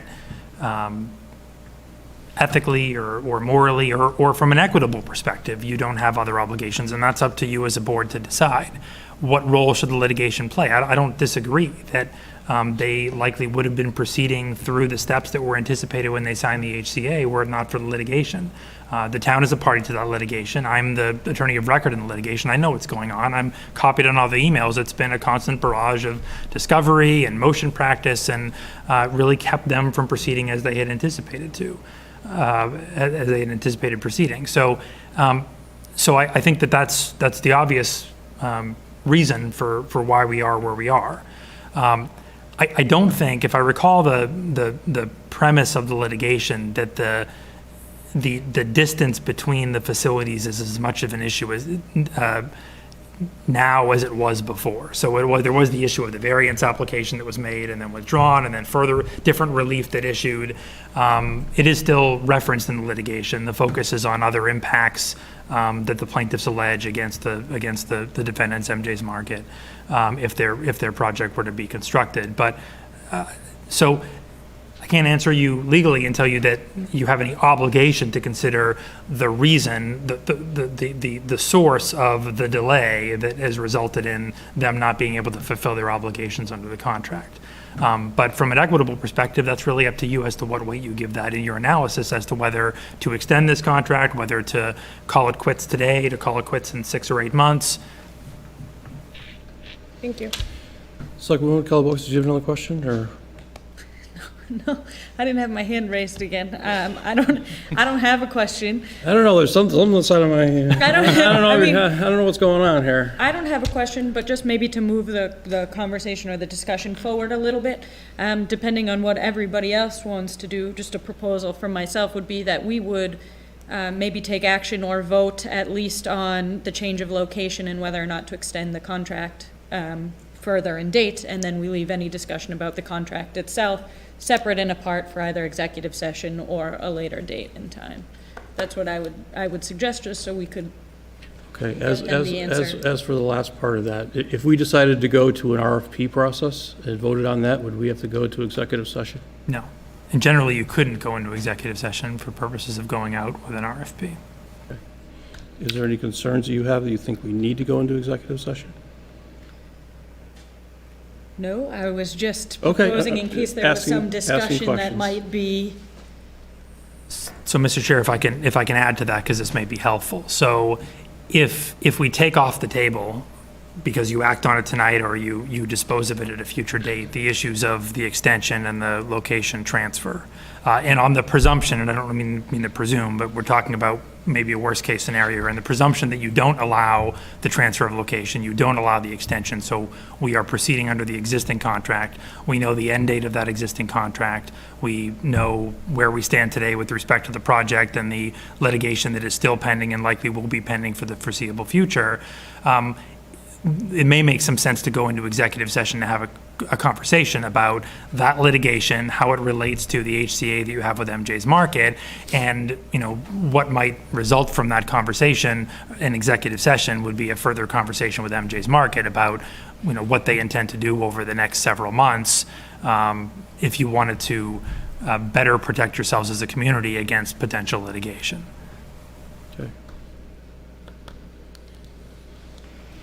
Questions? So just as the person who started all of this, what I was really as a layman, I was trying to understand what our options were under term and termination within the rights in the contract. And I think you answered it through a bunch of different ways. I think I have that now, relative to, the spirit, intent, and whether they're able to accomplish those things. We still have a contract regardless. There are no provisions that say, okay, at the 18-month mark or at the, whatever it is that we sit there and say, there's this threshold that's not been met, and then we can look at other options at that point. So I just want to make sure that I was clear on that. I wanted to work within the term and termination clause, and that's where I normally get lawyers involved to make sure that we've got those provisions covered. So fine with, I can move forward if we want to discuss what our next steps are relative to one or both of the items that are on the table. Well, when you said, Adam, earlier, you said what's best for the community, what makes best sense for the community, we have wide discretion to do that. You do. And from that perspective, if we decide, we know they can't meet the timeline. I mean, we're 17 months, it's going to be 18 months by the next meeting. They only have 24 months to accomplish this. So there's no way that they can meet the current contract. We don't know if they're financially viable. We've asked them multiple times. So I'm not really sure, and all we're doing is waiting for them longer and longer and longer. And, the revenue and everything else associated is just kind of slipping away from us. Maybe if we went to an RFP process, that would incite them they could still reply to that RFP process, and maybe they would be able to give us their financials, or we could determine at that point if they are the best company to implement the second marijuana facility. Now, it sounded like earlier you said we have that latitude to be able to do that. You have the latitude. The risk associated with that, and again, I don't want to get into too many particulars in an open session, but the risk associated with that is that you are still bound by contract with MJ's Market. Now, I don't know, and my sense is that the mere issuance of an RFP would not necessarily be a breach of contract. Signing a contract with a different entity potentially would be, or at least from MJ's Market's perspective, it may be. So part of this goes to the timing as well. Are you going to discuss over the next 30 to 60 days an RFP and then craft that RFP over the ensuing 30 days and then issue the RFP with a 30 or a 60-day timeline through the holidays and then begin negotiations with a separate entity? So by the time you've entered into contract, a potential new HCA with a separate entity, the other contract has expired and it's a non-issue at that point. That's a different conversation than we're going to issue an RFP next week. We're going to award a new HCA in November, and we're going to sign that HCA by, before Christmas. I thought we had the latitude if we had an RFP that if if the current company didn't meet its obligations, we would have one lined up to be able to take that second license. And that was sort of the first scenario that I described, where to have one lined up, that's fine. It just becomes a question of, are you executing a contract with another entity? And again, you could still argue that maybe the contract that you negotiate with the other entity is contingent upon the expiration of the first. It becomes a legal exercise at that point as to, have you breached the contract, and what is MJ's Market potentially going to do about it? Right. If anything. And they did ask us for an extension of the host agreement from 2 years, and they wanted to extend it to 3+ years. So in that case, there was a material change, and at that point, I thought we also have the capability of moving forward to do what's best for the community. They have asked for the material change. Yes. You wouldn't be granting them the material change if you're going to deny the extension. Right.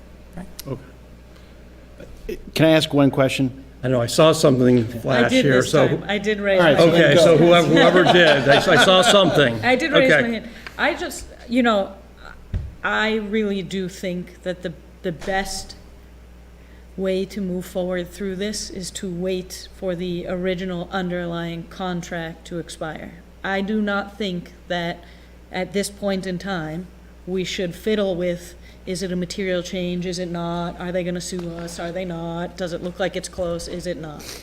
If there is a way that in the not near future, right, this will resolve itself, I personally would prefer that route, right? I also don't see anything wrong with putting an RFP out and then just saying, having it be contingent upon the current one expiring or having the timelines match up. Sure, I mean, we can always cover ourselves to have something lined up, but I don't think it's worth it to try to find a nuanced way to fiddle with the current underlying contract and expose ourselves if we don't have to.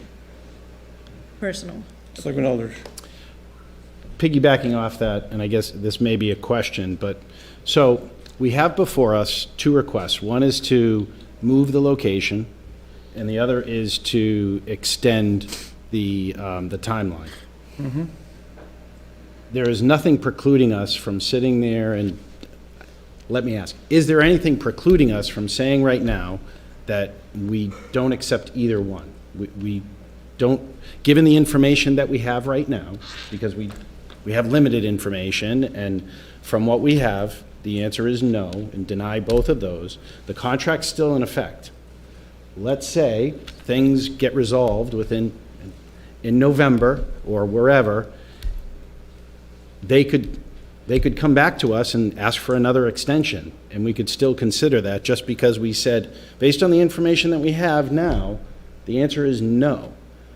But there's nothing is there anything precluding us from doing that right now, and then 3 months from now, or at any point in time before this expires, to again consider some other alternative that is either an extension, change of location, or anything else as covered into this agreement? No. Okay. Selectman Moran. Yeah, I just have a question on just more of the state finances for revenue recognition for towns for marijuana. So does that expire at some point, the amount of money towns can collect from these types of establishments at a certain date and time that we're trying to meet or facilitate with that? So sorry for the smile, but it's a really good question, and one that's been debated quite a bit. Well, I just, So, yeah.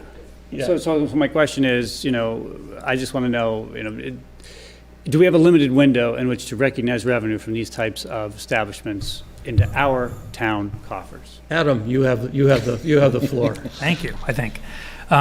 So the answer 2 months ago, to a certain extent, would have been no. They have consistently, since the legislation legalizing adult use marijuana in Massachusetts, they have the regulations, the underlying statute, and subsequently several rounds of regulations, and the merger of the CCC regulations with the DPH regulations have changed the landscape. So it's a constantly moving target, and we've kept up with it on behalf of the municipalities we represent. Initially, there were no restrictions, and it was effectively some version almost of contract zoning, where you would enter into a host community agreement, whatever, the willing applicant was willing to pay to the town, and the willing town was going to accept, was fair game. There were later restrictions that indicated that there needed to be a linkage, a connection between the funds that were being provided to the town in the form of incentive payments and the costs incurred by the town in connection with the operation of the marijuana cultivator or retailer or whatnot. Within the past few weeks, there have been further legislative regulatory changes that have gotten even more stringent about what HCA's can require. It's unclear. These were changes to the legislation. The changes indicated that there was forthcoming regulatory guidance. We haven't received that forthcoming regulatory guidance yet. So there is reference in the new legislation to limitations on what municipalities can recoup. Again, still a requirement that they justify the need for these funds as a direct consequence of the marijuana establishment in their individual communities. But there's also an indication that there's going to be a checkpoint essentially on an annual basis to ensure, in fact, that these numbers or that there's a linkage between these two numbers, the need and the payment being made under the contract. So it's an obvious attempt by the state to place greater limits on the freedom that municipalities had, at least for a short period of time, to generate significant revenue through these permitting these establishments. The burden of proof is on the towns to justify their costs. That's correct. And it was also written in that legislation that the marijuana companies can now sue the towns for any costs that they don't feel is applicable, with no rules and regulations of what costs, the CCC is supposed to determine what costs are applicable or not. So we are right into, we don't really know what's going on at this point, except the burden of proof is on the towns. We have a huge issue. We may not get another penny from a host community agreement. We still do have an excise tax on the marijuana, of course, of 3%, so that isn't covered by this at all. But the host community agreement, the 3% that we have with our current facility is in danger right now. And it's up to us to justify everything, and the CCC can determine that it's not applicable, the marijuana company can determine it's not applicable, and they could sue us, and, we have to pay all lawyers' fees. I mean, they just handed the keys to the marijuana company, basically. So it was very disturbing, but I'll have a lot more to say about that later on. A lot more. Thank you. Selectwoman Winstrom. So in that vein, our current contract with the company would be enforceable even though that changes to what is allowable in an HCA, right? Because we have a current contract with them, or is that in danger as well? So the speculation, and this is really all it is right now, the speculation and the conversation amongst municipal law attorneys, we're all sort of grappling with how to interpret this legislation in the absence of further guidance.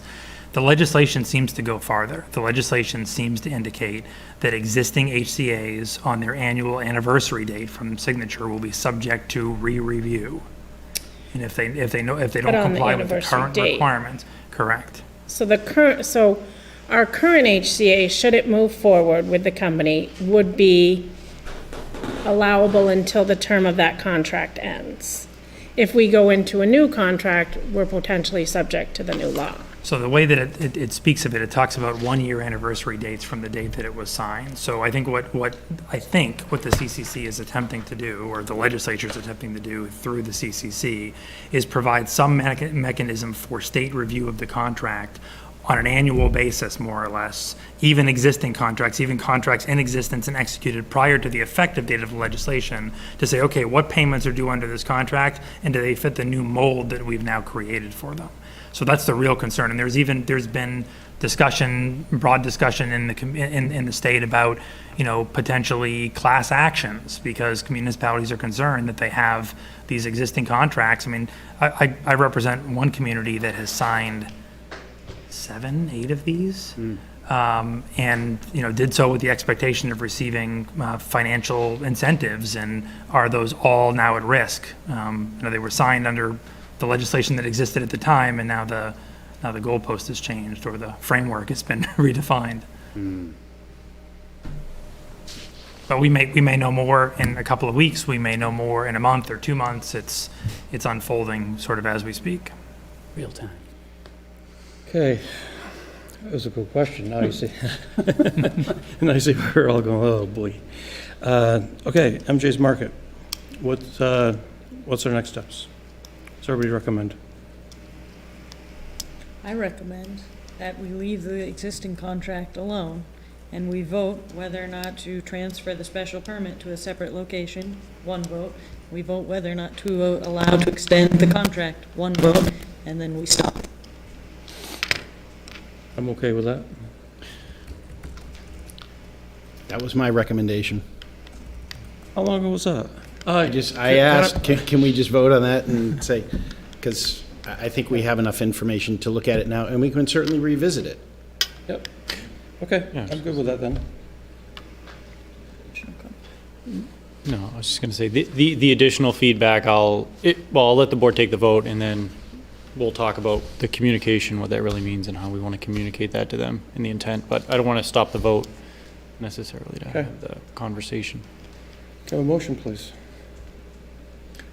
We'll take it in two parts. Yes. First motion, second And your motion. recommendation. I move that the Board of Selectmen, give me 1 second. Okay, I move that the Board of Selectmen deny MJ Market's request to transfer their special permit to a separate differing location than the contract so states. Host community agreement. Host community agreement. With the host community agreement. Post community agreement. Second. The motion is second. Any further discussion? All those in favor of the motion? Aye. Opposed? Aye. Abstain? That passes 4-1-0. Can I have another motion, please? I move that the Board of Selectmen vote not to extend the term of the host listed within the host community agreement for MJ's Market. Second. Motion is second. Further discussion? All those in favor? Aye. Opposed? Aye. Abstain? That passes 4-1-0. Any other motions associated with MJ's Market? No.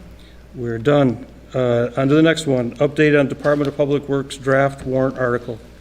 Matt? Okay. Do we need Adam for anything else? Maybe.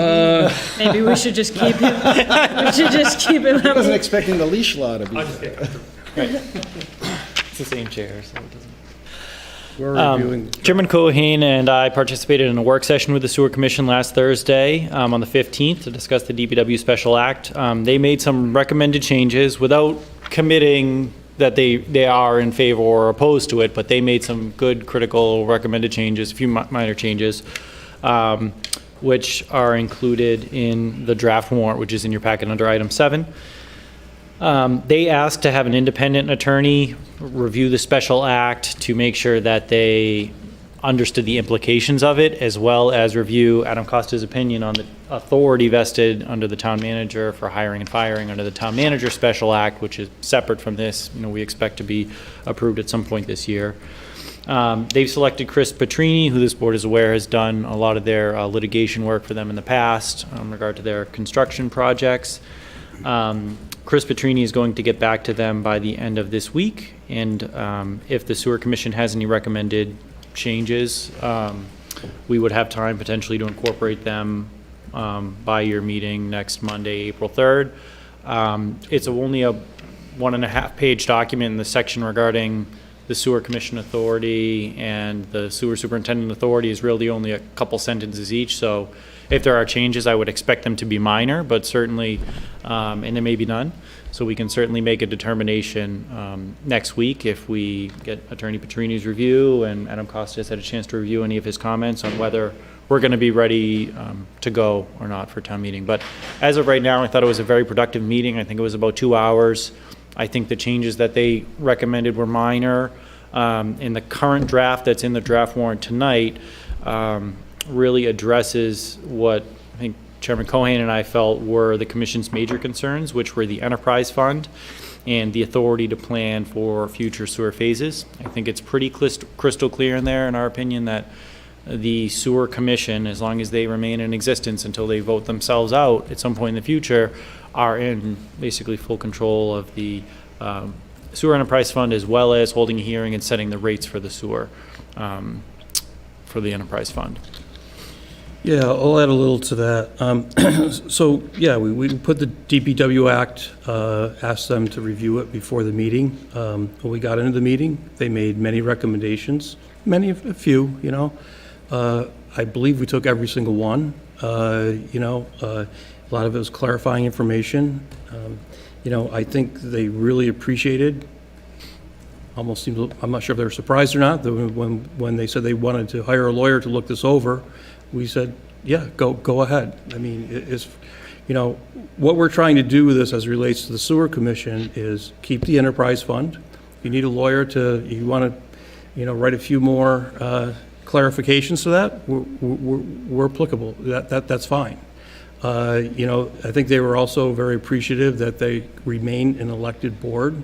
That does not change. I know they were a little concerned about that previously. And they set their own rates. Well, those were the three key things that I believe they really wanted, for the sewer commissioners. Those are the things they wanted. We talked about many other things, and Matt responded to every question. I'm not saying they were for it. I'm not saying they were against it. They didn't tell us either way. But I thought there was a lot of progress, and I believe they know now why we want to do this, right? We feel the DPW we're building an infrastructure group, with the highway department, sewer, the cemetery, and facilities. And anything we can do to help with efficiencies, this would help with efficiencies because everybody associated with infrastructure is in that group. They also saw the benefit of Jake, our engineer. They've worked with him for 3 years. The highway department saw the benefits of having an engineer on staff. It's been a huge improvement. And more than likely, he's the candidate to be the DPW director. And we made that clear. Matt's talked to the unions. He's talked to the sewer commissioner employees. We've talked to everybody, and I think we're close. The sewer commission could come back next week, where we'll have a discussion with them. But I think the first round was an excellent discussion, and I think we answered all of their questions. And really what we wanted to do there was really just an update of what happened in that meeting. If anybody has any questions, there's no vote or anything we're going to take tonight, but if anybody has any questions about that. Seeing none, we'll move on. So just a point of clarification, so by the time they'll have all of their reviews, we'll be done with everything next week at this time. So we'll be voting on that warrant article. That's the goal, yes. Yep, okay. No, never guarantee anything, but that's definitely the goal. I'm with you. Just wanted to make sure that I understood. Yep. Okay, move on. Discuss Winslow School. Matt, you have a presentation. Is this the one we've already seen? Do we? You made a few changes. I just made a few changes. Okay. Just to help guide the discussion this evening. I don't know that we'll need Adam. I mean, you're more than welcome to stay. We are going to be discussing the draft warrant briefly after this, but only a few things that have changed. But I don't think there's anything else for Adam. I just want to be respectful of his time. I know he's on retainer, but I still don't want to keep him here. I don't want to keep him here unnecessarily. If there are going to be questions on the warrant, I'm happy to stick around for it. I haven't reviewed it yet, just haven't received it yet, but. It's just going to be an update on a couple things that have tweaked since the last meeting, so I'm not going to do a deep dive tonight, so we just have a couple appointments after this, and the Winslow School discussion may take a while. It's on the potential future of the building, which I don't think has legal questions associated, so. We could take it out of order too, maybe? Yeah. I didn't hear the question. Sorry, I proposed that if we could possibly take out of order and have the town warrant come first so that Adam can be here for the discussion, so he doesn't have to wait through the whole thing. What a logical idea. Yes, let's do that. Let me, I'll just quickly note a couple changes, and the board can just let me know if there's any that they want to, discuss in great Thank you for that. detail Kevin. this evening. Transfer of funds hasn't changed. The Sewer Commission has added an article in the last week to transfer $78,000 from their retained earnings fund to purchase 3 new station grinder pumps. So that's a new article, but very straightforward. The CPC actually asked to break out one of their articles regarding the $250,000 for Indian Lane. So there's a second article there. The first is going to be rescinding some of the funding, and then the second one's going to be appropriating it.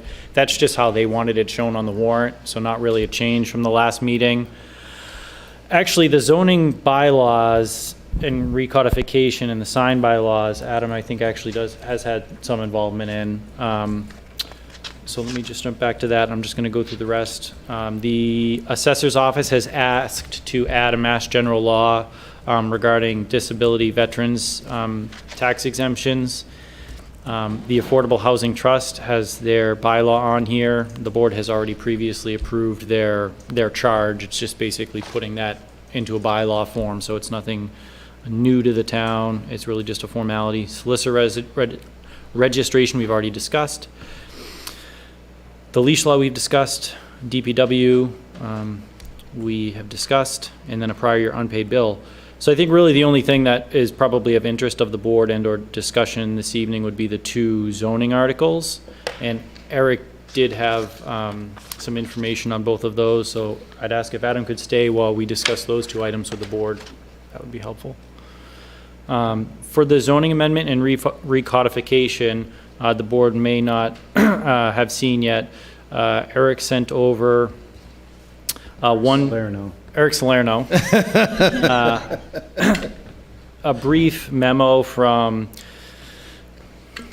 basically discussing the planning board's votes on these. Planning board voted 4-0 in favor of recommending the recodification of the zoning bylaws, which includes the change of the term Board of Selectmen to Select Board.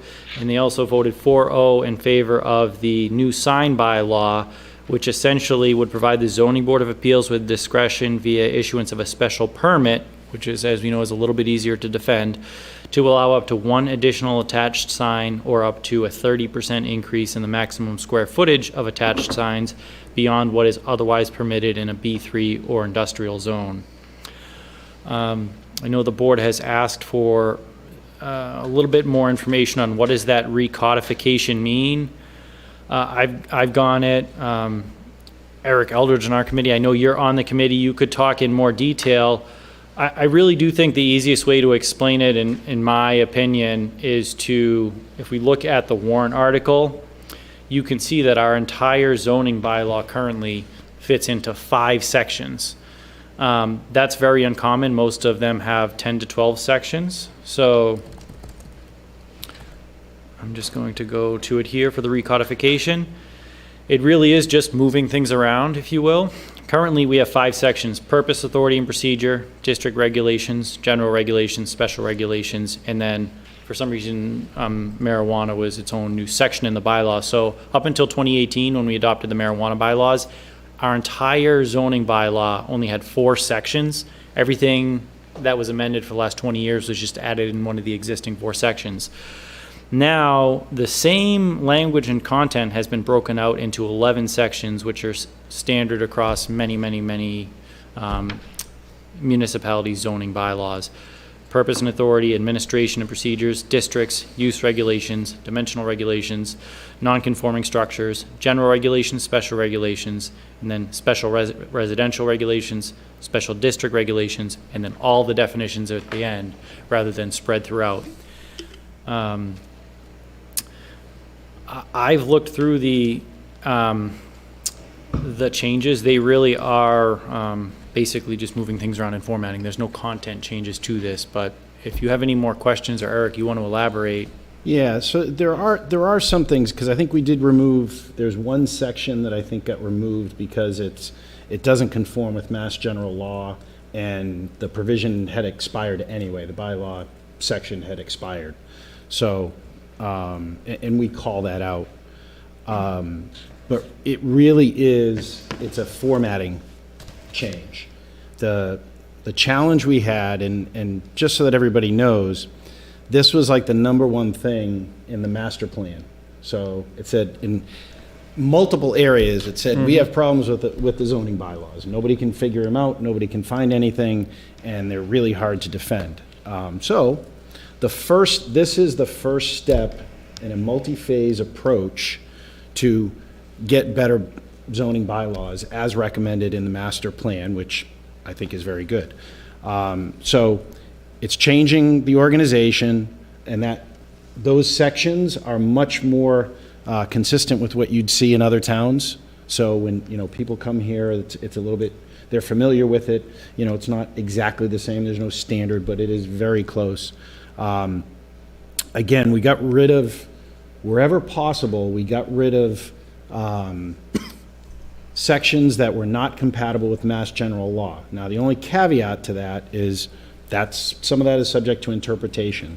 But what we did was, wherever possible, we did not touch the existing language. So there are many sections in there that people will look at it. If you're a lawyer or you're someone who's familiar with those, you're going to look at these sections and say, they're very verbose. There's a lot of stuff in there that's not applicable. For now, we didn't want to change those. We wanted to just change the formatting. Move, this section goes into here without changing the language, the intent, or any of the spirit of the bylaws. They changed the name from Board of Selectmen to Select Board. There are some removals in there of such instead of familiar terms. There was a lot of legalese that was really hard to read. And then the only other thing, the key here, it's formatting and organization.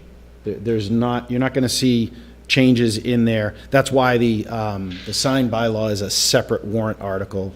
The formatting is one. Then once we get that, starting in spring and all that, we can start tackling some of the others. But as you mentioned, the sign one is different. But that's a separate warrant I just wanted article. to make sure it was clear. Yes. That is different. And even that one, they said, let's not make, because let's just say that our sign bylaws need a lot more changes than what's happening in that one warrant article. It's a very small change to address one issue. Yep. Questions? Selectwoman Kellabuckis. Quick questions. If we know that a lot of the content needs to be changed, do you have a ballpark, anticipated time frame that you think that we can get some of that language? You think over the next year is a fair time frame? And this might be an unfair question, but you might have more knowledge than I. I can't speak for the committee, but I know that there are at least 10 areas that people have said, we need to change these. Mm-hmm. I would say if there are areas that are simple, raise them with the committee. I'd be more than happy to pass them on if you guys have specific changes. Zoning bylaws are not my forte, but there are some things in there. But I don't anticipate that come Springtown meeting, you're going to have all those issues addressed. I think it's going to be a multi-year approach, and they're going to hit there's some definite pain points that people had, and then there's some others that are, we should probably change this. I'll mention, so I was on the master plan committee. Beverly Woods was, she was the person that helped us out with the master plan. She said we have the oldest zoning anywhere in the region. It was really done in the early 80s, and it seemed like it was more, she called it strip zoning, which kind of seemed like, you had a bunch of farmland around.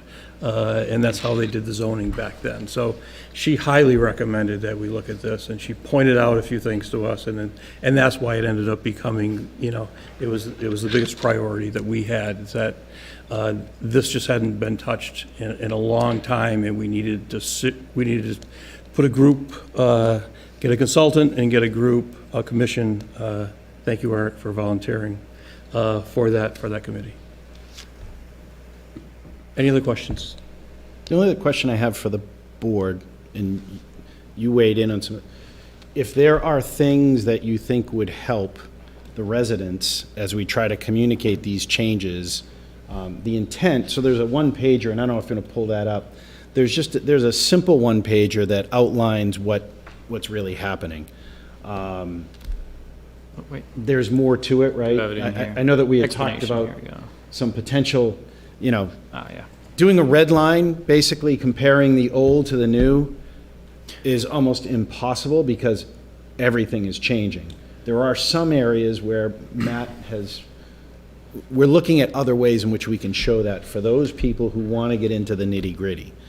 But I don't know, it's one of those ones, you could get into the nitty-gritty and nobody will have any questions on it. So it's more, if there are things that you think need to be shown to the residents as part of this, let us know, because we're trying to really wrap that up over the next week to make sure it's very clear. We're trying to show exactly what's happening. I just mentioned to Chairman Cohen before the meeting, just for full transparency, for the maybe one or two people who are going to want to know every single change I have, just before this meeting, and when we have the final, if anything changes before next week, I'll run it again through the program in Adobe that will compare two documents.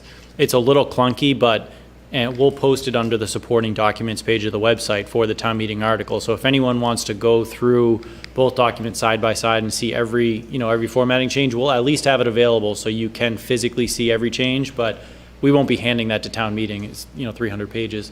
But it will be publicly available, so people would be able to see everyone. We do have this one document I added to your packet this evening. This will be posted online, and we're probably going to make a few more tweaks to this, as Selectman Eldridge mentioned. And then also the presentation from the Zoning Bylaw Review Committee, we'll get that online, and the supporting documents page of the website for the town meeting as well. Okay. Any other questions? Thank you. Okay.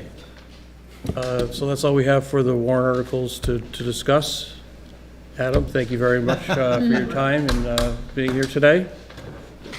You got a few other questions that you didn't even know you were going to get today. Appreciate it. Problem. Thank you, Adam. Be in touch for any of the Yeah, we'll make, finalized. yeah. Yes. So, Winslow School, great. You have one more thing, Matt? No, the Winslow School. Okay. I was gonna hop back to that. Thank you, have a good night. Okay, Winslow School.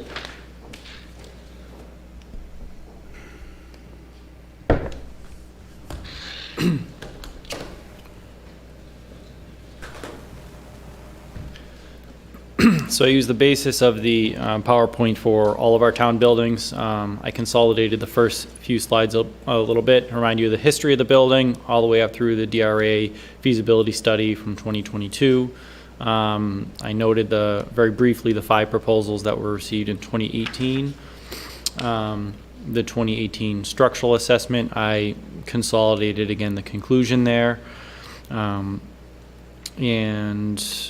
the most recent reports, I have a slide in here on that, January 22, DRA, we spent about $56,000 to look at 2 options. One was to convert the Winslow School to a town hall, and one was to convert the existing town hall to a police station.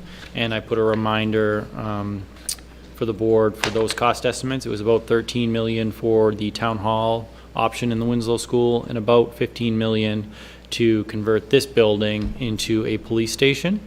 Those costs do not include the cost of a new library and a new fire headquarters, just for full transparency. The Winslow School site is still being considered by the Public Safety Building Committee at this time, so no actions are really recommended until they complete their report on what would go on the site. But the conclusion is that the Winslow School and the surrounding hills and parking areas take up a large portion of the 5.2 acre site. So without knowing the future use of the building, all the other planning activities for that site are a bit stifled, including on the Public Safety Building Committee. I'm not sure if we're building the public safety building, is there an option around the building, an option in the building, et cetera. So it's not insurmountable, but it's always that lingering question. Well, what can we do with the building when we're planning for that site? So I've given you the history, the studies that we've done, the options from 2018 that the private sector had brought to us, and the chairman asked to, put this item for discussion in front of the board this evening. So I put a few options together, and again, these are just for discussion. We could place an article on the town meeting warrant for the demolition of the Winslow School. The options after the demolition would be leaving it as open space, excavating the existing hill to create more usable open space. You could establish a master plan committee specifically for that parcel, given its size and prominence in the town center. Some of those options that a committee could consider would be mixed-use development, bringing businesses and amenities into the town center, potentially just leaving it as open space, but maybe improving the recreational amenities there, preserving some or all of the site for a future municipal use. All of those options are things that either a future Board of Selectmen or a committee could look at. The second option would be to move forward and renovate the building into a town hall or library or some other use, municipal use. That would require a future town meeting vote and ballot authorization, likely for debt exclusion. The board could also, take no action and just leave the building and reassess options for either renovation or demolition to some point in the future if you're not ready to make a decision. Those are the three options as I see them. If there are other options we should be looking at for discussion purposes, you can certainly add them to the list. These were just the chairman and I's ideas to put a last slide together to give the board a starting point to discuss next steps. They're by no means meant to be a final or holistic list. Yeah, so I wasn't here the last meeting, so I wanted to kind of kick this off too. In 2018, we put out, I believe it was an RFI to the 5 contractors, and Matt has documented what the 5 contractors have come back and said. I didn't meet with the church with their recommendation on the shared driveway, but I did meet with 3 other of the contractors, and Justin Saltzback and I had some good conversations with them. Each one of them came back and basically said there's no private company that's going to be able to afford to renovate this and make it into something that's useful, that they're going to make a profit on. There was just no way of doing it. The best one of them could come up with is maybe we could put some condos there and we'll make it look like the front of the building or something like that, but that was really about it. And each of one of them kept saying, the way the property is situated right now, the hill just takes up half the property. And they said, if you take down that hill, you level that hill, then you have a big wide open space. And it's actually five acres of space that we have there. To kind of put that in perspective, I think the Old Town Hall, First Parish in front of the Lamberts isn't even 2.5 acres. So if we're talking about having a real town center, that's the property. We own the property. We could do with it what we wish since we own it. There's a lot of options that we can do, but as each one of those contractors told us, it's like you 10 years to take down the barn. You think we're going to spend any money on this until we know that you're going to take down the Winslow School. So that was the discussion that we had with them. Now, as it relates to a municipal use of this, we've had multiple studies. We just spent $56,000. That study came back, and the Public Safety Building Committee hasn't discussed it since we got the numbers back. So at $13 million apiece to renovate the Winslow School, to renovate the town hall, you need to build a new library associated with that, and you need to build a new fire station. That's over a 10% tax increase. That didn't go anywhere. So with that, the only use that's possibly for the Winslow School for a municipal side is possibly town hall or library, but we don't need a town hall or library for at least 10 years. It's disintegrating before our eyes. That's very clear. All you got to do is look at the outside. When they actually gave the dollar amount to renovate the Winslow School, this is what they came up with. We are going to take all the siding off the outside and replace it. We are going to tear a lot of the walls down, all the windows, the doors, the floors all need to be changed out. It's just, there's nothing we can really do with those. So it's not going to look like anything like the Winslow School with this proposal. Only it's going to look like is the outside, the frame is going to look good, and that's really about it. And we just can't do anything with that particular site until we make a determination on the Winslow School. We're at the 20-year anniversary this year on the Winslow School. The residents have never voted what to do on, on that property or what to do with the Winslow School. I'm open to discussion, but when I look at from a private sector side and I look at a municipal side, we're not going to do anything at Winslow School for at least 10 years. Do we want to move forward and figure out the best way to use a very critical piece of property that we have? We only have one shot at building a town center, the way I look at it, and it's that 5 acres. And we want to move forward and do that. And if we do that, we need to take down the Winslow School and flatten the hill. I'll open it up for discussion. Mr. Chair, I just have a question, clarity.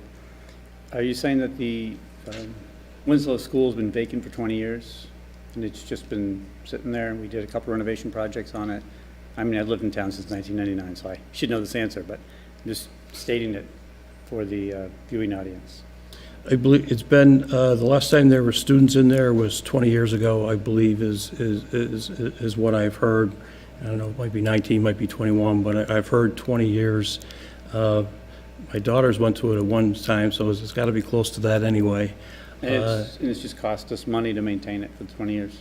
Yeah, we haven't, I don't think we've done much maintenance. They've done a few small little things. I know one of the selectmen before put on, had a bunch of fans because it was all moldy. It was moldy in there. I mean, the mold issue has been there. That's one of the reasons I think they got to get out of it. People that went in there when it was a school had problems with the mold also.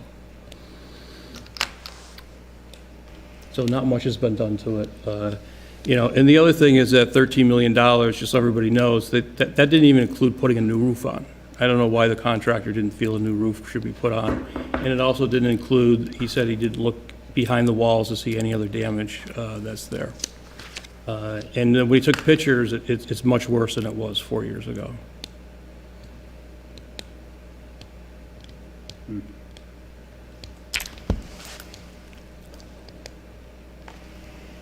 Mr. Chair, no one else is talking, I'll talk. Go ahead, Take you've got Eric's the spot floor. here. I actually like the concept of, obviously, step one is to demolish it, but I like the option of C, sorry, not 3, C. See if you got my joke there. Establish a master plan committee, and then look for the mixed-use development and bring businesses and amenities in the town center, right? That's what I would, my focus, or my 1/5 of discussion or vote would be towards, is to look at that option, simply because that town center needs a bit more, and I think the 5 acres is really a great opportunity since we already own it. My opinion. Okay, Selectman Eldridge. So I didn't go to school there, but I think my sisters did. But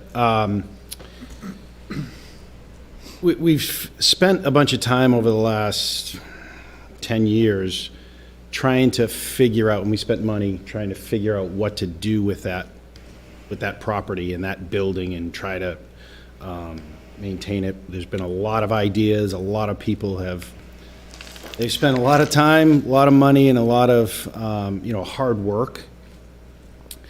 And I still haven't seen anything that's viable. Each year time passes, the school degrades even more. I think it's past the point of it having a useful existence in its current state. I mean, I think that we could absolutely look at something whereby we put development or something else on that site and have a building that looks like the Winslow School and maintains the, the memory of that for those people. It won't be the same wood and all of those types of things, but I haven't seen any plan that is viable for that building to remain. And I'm concerned that it keeps costing the town money and it's holding us, back from doing some other things. I don't know. I guess my biggest concern would be how quickly could we come up with, such an article like that, get to the people and make sure that it gives it the attention that it deserves. I think I totally agree with you. In 20 years, people haven't really had an opportunity to vote as to what to do. We voted on, okay, we'd like to see what we can do and come up with some plans, and we've spent a bunch of money on doing that, but not really to decide on what's there. So I haven't seen anything that says we shouldn't take the building down and look at other alternatives for that really critical space for our town center. That's my thinking on it. Selectwoman Kellabokas. Yeah, I agree. I think it's one of those things that I've said a few times now, is that I am very pro a nice town center that has some commercial properties on it, a place where families can go to either shop or have coffee or get a drink or do whatever it is that we can do. I think the only way that we can make that a proper town center is to take the hill out altogether. However, I do think I agree with Selectman Moran over here that I think that the best option is this 1C, where there is another committee that goes out to kind of determine what is best for that area, whether that is to take out the hill or not, mixed use or not. I agree, in my personal opinion, with Selectman Moran on that. However, I'm a little bit concerned as well with Selectman Eldridge's position that maybe bringing this in October is a little bit soon to get everything together and have somebody vote on it. That's where I'm at. My personal opinion is I agree it needs to be a town center. There needs to be some commercial value property committee surrounding it. But I don't know if we have enough time in between now and October to have most people educated on what it is we're trying to do there and their options. Good. Selectwoman Minister. If you really want to get people out to the town meeting, put this on it, because that will,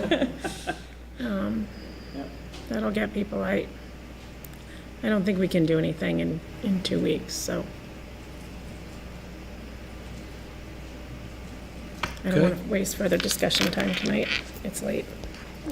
So I agree we wouldn't be able to come to a resolution with what exactly to do with that particular property. I don't think there's any question about that. I've heard so many different views between open space, a public safety building, to let's just make it our town center and have that commercial use come in there, allow the families to come in, make it into a town center. I don't think we're ever going to get to that point until we decide whether to take it down. But I also agree that, we are going to need to have a committee. It's just really a matter of when you want to do it. The options really are, you could take the building down and then put a committee together. You're not going to get any commercial development people to come in to build a town center until we've decided if we're going to take down the Winslow School or not. That's the problem. That's what I heard very clearly from the contractors. If you listen to, nobody's going to spend $300,000, $400,000, or $500,000 in doing a detailed design on that thing until they know the Winslow School's not going to be there. So, that's one of the, it's a catch-22. I'm okay with putting together a commission if you want to do that. I'm good with putting a warrant article to do what I think we know we need to do, which is we need to demolish the Winslow School at some point. And it's really just a matter of when we come to that conclusion, in my opinion. I think if we're talking, I don't have a problem putting together a committee tonight or establishing that. I have a problem with the whole discussion of demolishing it tonight, because I don't think that there's a lot of vested parties in that should be at the table when we talk about what demolishing that looks like, because that's really what's going to drive people's opinions, is what that, demolishing the building. And there'll be people that that are very, very passionate, even if it doesn't necessarily have the same look as the Winslow School, that are passionate about having the structure and the historical value behind the building that's there. So even if it's not 100% looking like that, but if there's a shell of a building that has that attachment, I think that warrants some discussion with people who have put a lot of time and effort and passion into the historical buildings in our community and what that means and how we protect that. I wouldn't want to have the discussion tonight that we're just going to demolish it without the input of some of those people that have spent a lot of man-hours on a lot of those historical buildings and projects. Not sure how this is going to end up, but I guess we've had 20 years to figure out what we're going to do with the building. We've had multiple studies that we're going to do with the building. There isn't anything that's viable. I will say that, being able to keep a historical perspective would be good, and I think that would be one of the things that a commission would come up with. When I didn't talk too much about the public safety building. There was a discussion if we did put that there to make it look like the Winslow School from the outside, or a lot of it, and that would be an option. But I'm kind of like deja vu with the barn here. There's a lot of people that really wanted to keep it forever. We decided to take it down, and then we put a commission together, and what the commission came up with is what we have today. And when I really look at that, I've talked to a lot of people about that, and I don't hear too much about, I wish the barn was there. What I do hear a lot of was, what a great job. It really looks great. We wouldn't have been able to have this, and we weren't able to do that until we took down the barn. So what's the next steps that people will agree on? I'm open for discussion. I would agree to put together a committee to discuss, and potentially, if you could give me some guidance as well, exactly who you're talking about, but to get opinions from at least the Historical Society and a few others who might feel passionate or strongly one way or the other, and set a time frame for that. That's what I would be comfortable with today. Selectman Eldridge. Yeah, I think there are lots of people who feel very passionate, and there's been a lot of work that's been done up to this point. I think there's certain people that we know would be interested, and we can ask people if they're interested to pull together a master plan committee on it. We may end up with the exact same thing that we were talking about, that we haven't found anything that's viable in here.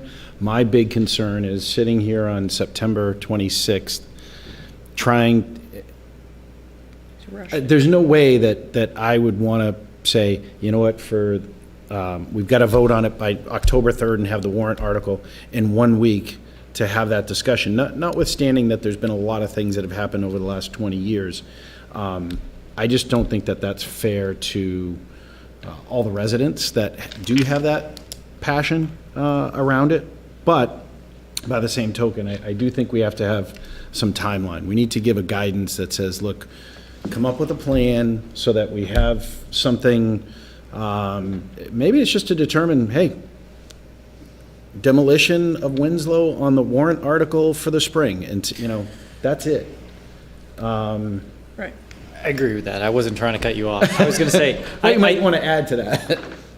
No, that's good. My opinion would be that, a master plan process, could take a very long time, and there's a lot of pieces to that. We may or may not know all of the things we want to do with it. I think communities deal with those in a lot of different ways. When they know specifically we want to develop this, they either spend money or hire companies, do an RFP specific to what business uses would you bring to this, et cetera. So I think, I know I had put master plan committee there, but I think the first step would really be, if we're going to be developing a committee, would be to make the determination on whether or not that building is going to stay and be part of it. And if it is, this would be our plan to save it.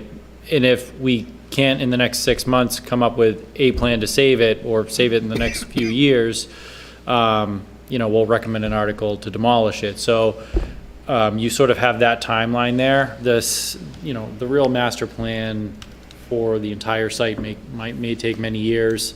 And maybe we definitely need to save a portion of it. We're going to create some recreation, and we're going to keep some portion for that business mixed use, and we're going to let the free market, figure that out. So that could take a very long time, the full master plan for the site. I like your idea. Eric? I agree. Maybe I misused the term. I don't think that we need a full master plan, but I do think we need a committee who will go out and speak with all interested parties and collect feedback and, learn from the community and collect options and come back and report. I do personally like the timeline, maybe Selectman Eldridge, for the September, for spring. Right? I think that is more than enough time to have this committee and then kind of come back with some determinations for the spring. I would be fine with that proposal. Selectman Moran? Yeah, that's reasonable. I think 2 weeks to market it to the residents may not be enough time, or 2 or 3 weeks, whatever the timeline is for special town meeting. So So it sounds like we have agreement. Anything else to add, Selectman Winstrom? No. So I would agree. I agree. We put that up there. Is that the established 250 Middlesex Road Master Plan Committee? We should probably Comparable. modify that. What's that? Yeah, we're just going to call it a committee. I wouldn't Yeah. say master plan. Yeah. Yes, Correct. I was just reading what was up there, but I wasn't sure what it should be. But we'll come up with a nice name. And let's come up with a nice name, and it might be just as simple as, Winslow School disposition. Let's decide what we're going to do with that. The demolition, can use a softer, let's just determine what we're going to do, and whether that's just determining what we're going to do with it, that's what we need to do. Yep. And quite frankly, I was going to say with the Adam Barton, I think we put both options on there for transparency to the residents. One was to demolish it, and one was to spend $450 to renovate it. So we didn't come back with only one option to town meeting. We gave them both that we were looking at. Yep. And that was the reason for this slide, was to get a lot of good conversation, and we did. And I think did you want to say something Mr. before? Chair, I just want to also say I don't think the Winslow School makes up to 5.2 acres. Does it? Winslow School, how big is that school? Like, how many acres does it take up? Is it Yes, you 5.2 are acres? correct. No, it is My not. idea is that we're not just talking about that. We're talking about the new town center concept. Right. We're not talking about one building, or we're not talking about a historical committee, or we're not talking about people's memories in the sense of that. We're talking about a bigger space that, in my opinion, needs a mature look at as to what we can do for the town of Tyngsborough to create new memories for the new generations coming through, keeping an eye on history. It's saving and salvation pieces of a building like that. I want to be very direct with what I say, because I don't want to have a 10-year battle about the barn. It's not what this is. This is an opportunity of a much larger piece of property, so it's a bigger picture mindset as opposed to just a building. So that's my opinion. And I just wanted to state that clearly as to, I see opportunity. I don't necessarily like baggage, if you get my analogy Very well there. said. Thank you. Very well said. So I think we need to start, so my impression is we need to start forming this committee. We'll come up with a charge. name, and we'll come up with a charge. Maybe we give Matt the authority to at least start the process and come back to us either in a week from now or the following meeting, depending on how much work we put on his plate, but at least start the process. Yeah, I would advocate we charge Matt to pull together a charter for the group. Don't call it that. Oh, yeah, sorry. No charter, no charter. A scope, whatever, but I mean, unfortunately, that's what the term is. But come up with, you know, that committee, what there should be Okay. doing. Yeah. So I move that the Board of Selectmen authorize the town administrator to put together a committee to determine the outcome of the Winslow School with all of the details therein, name, charge, etc., and to report back to us by our next meeting.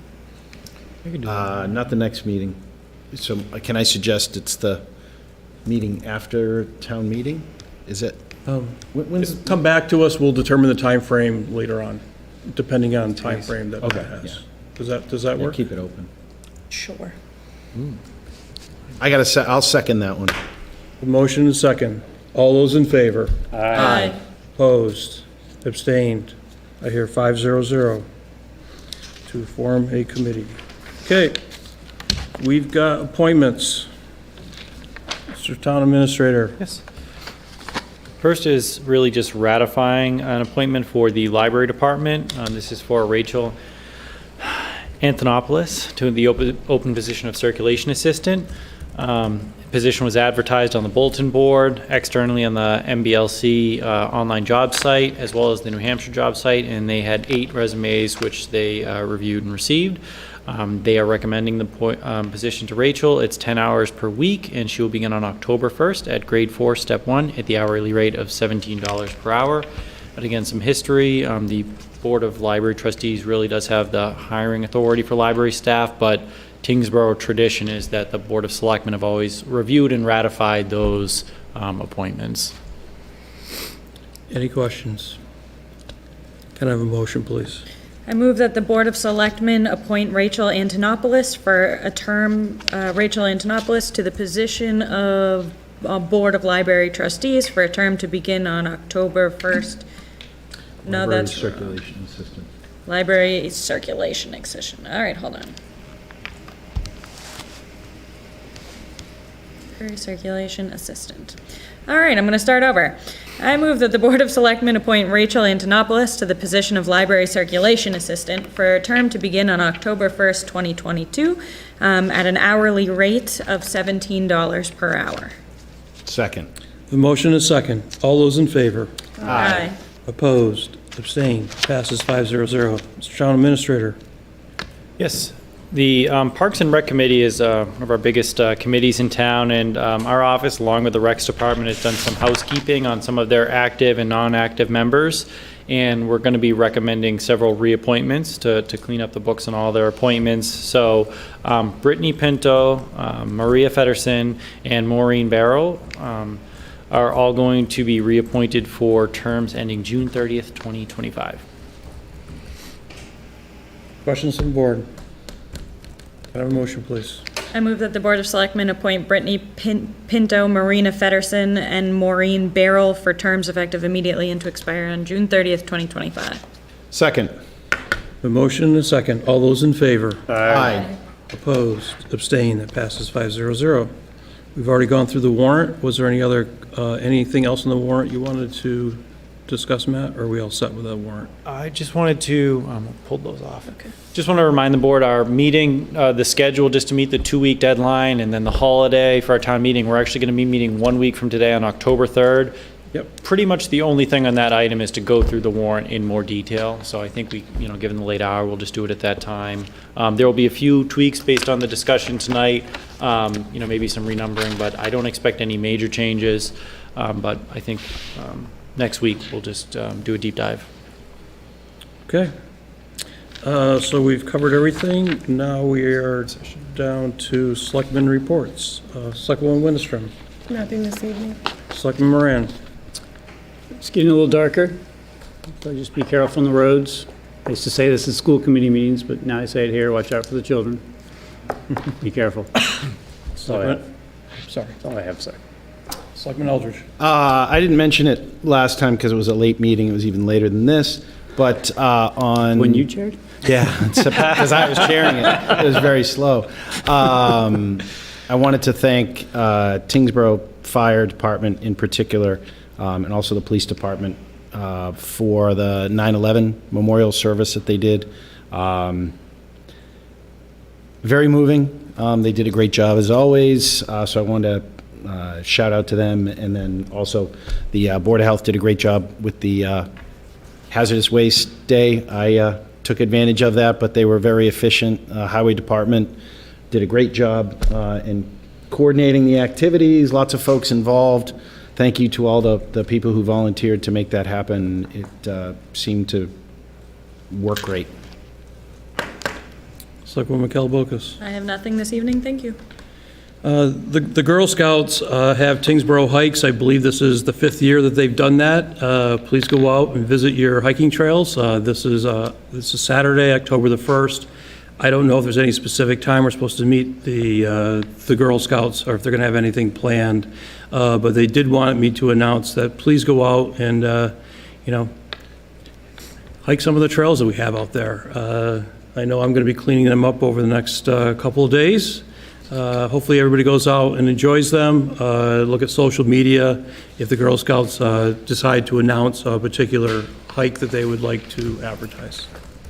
And that's all I have. We have an executive session tonight. I move that the Board of Selectmen enter into executive session according to exemption 3 to discuss strategy with respect to collective bargaining, as an open meeting may have a detrimental effect on the bargaining position of the public body, and the chair so declares. NEPBA Local 8B, all non-union personnel. Roll call vote. Second. And motion and a second. Roll call vote. It's trying to go fast. Selectwoman Winistrom. In favor. Selectman Moran. In favor. Selectman Eldridge. In favor. Selectwoman Kellabokas. In favor. Okay, we're going to go into executive session. Thank you, everybody. Have a good night. You're in favor too?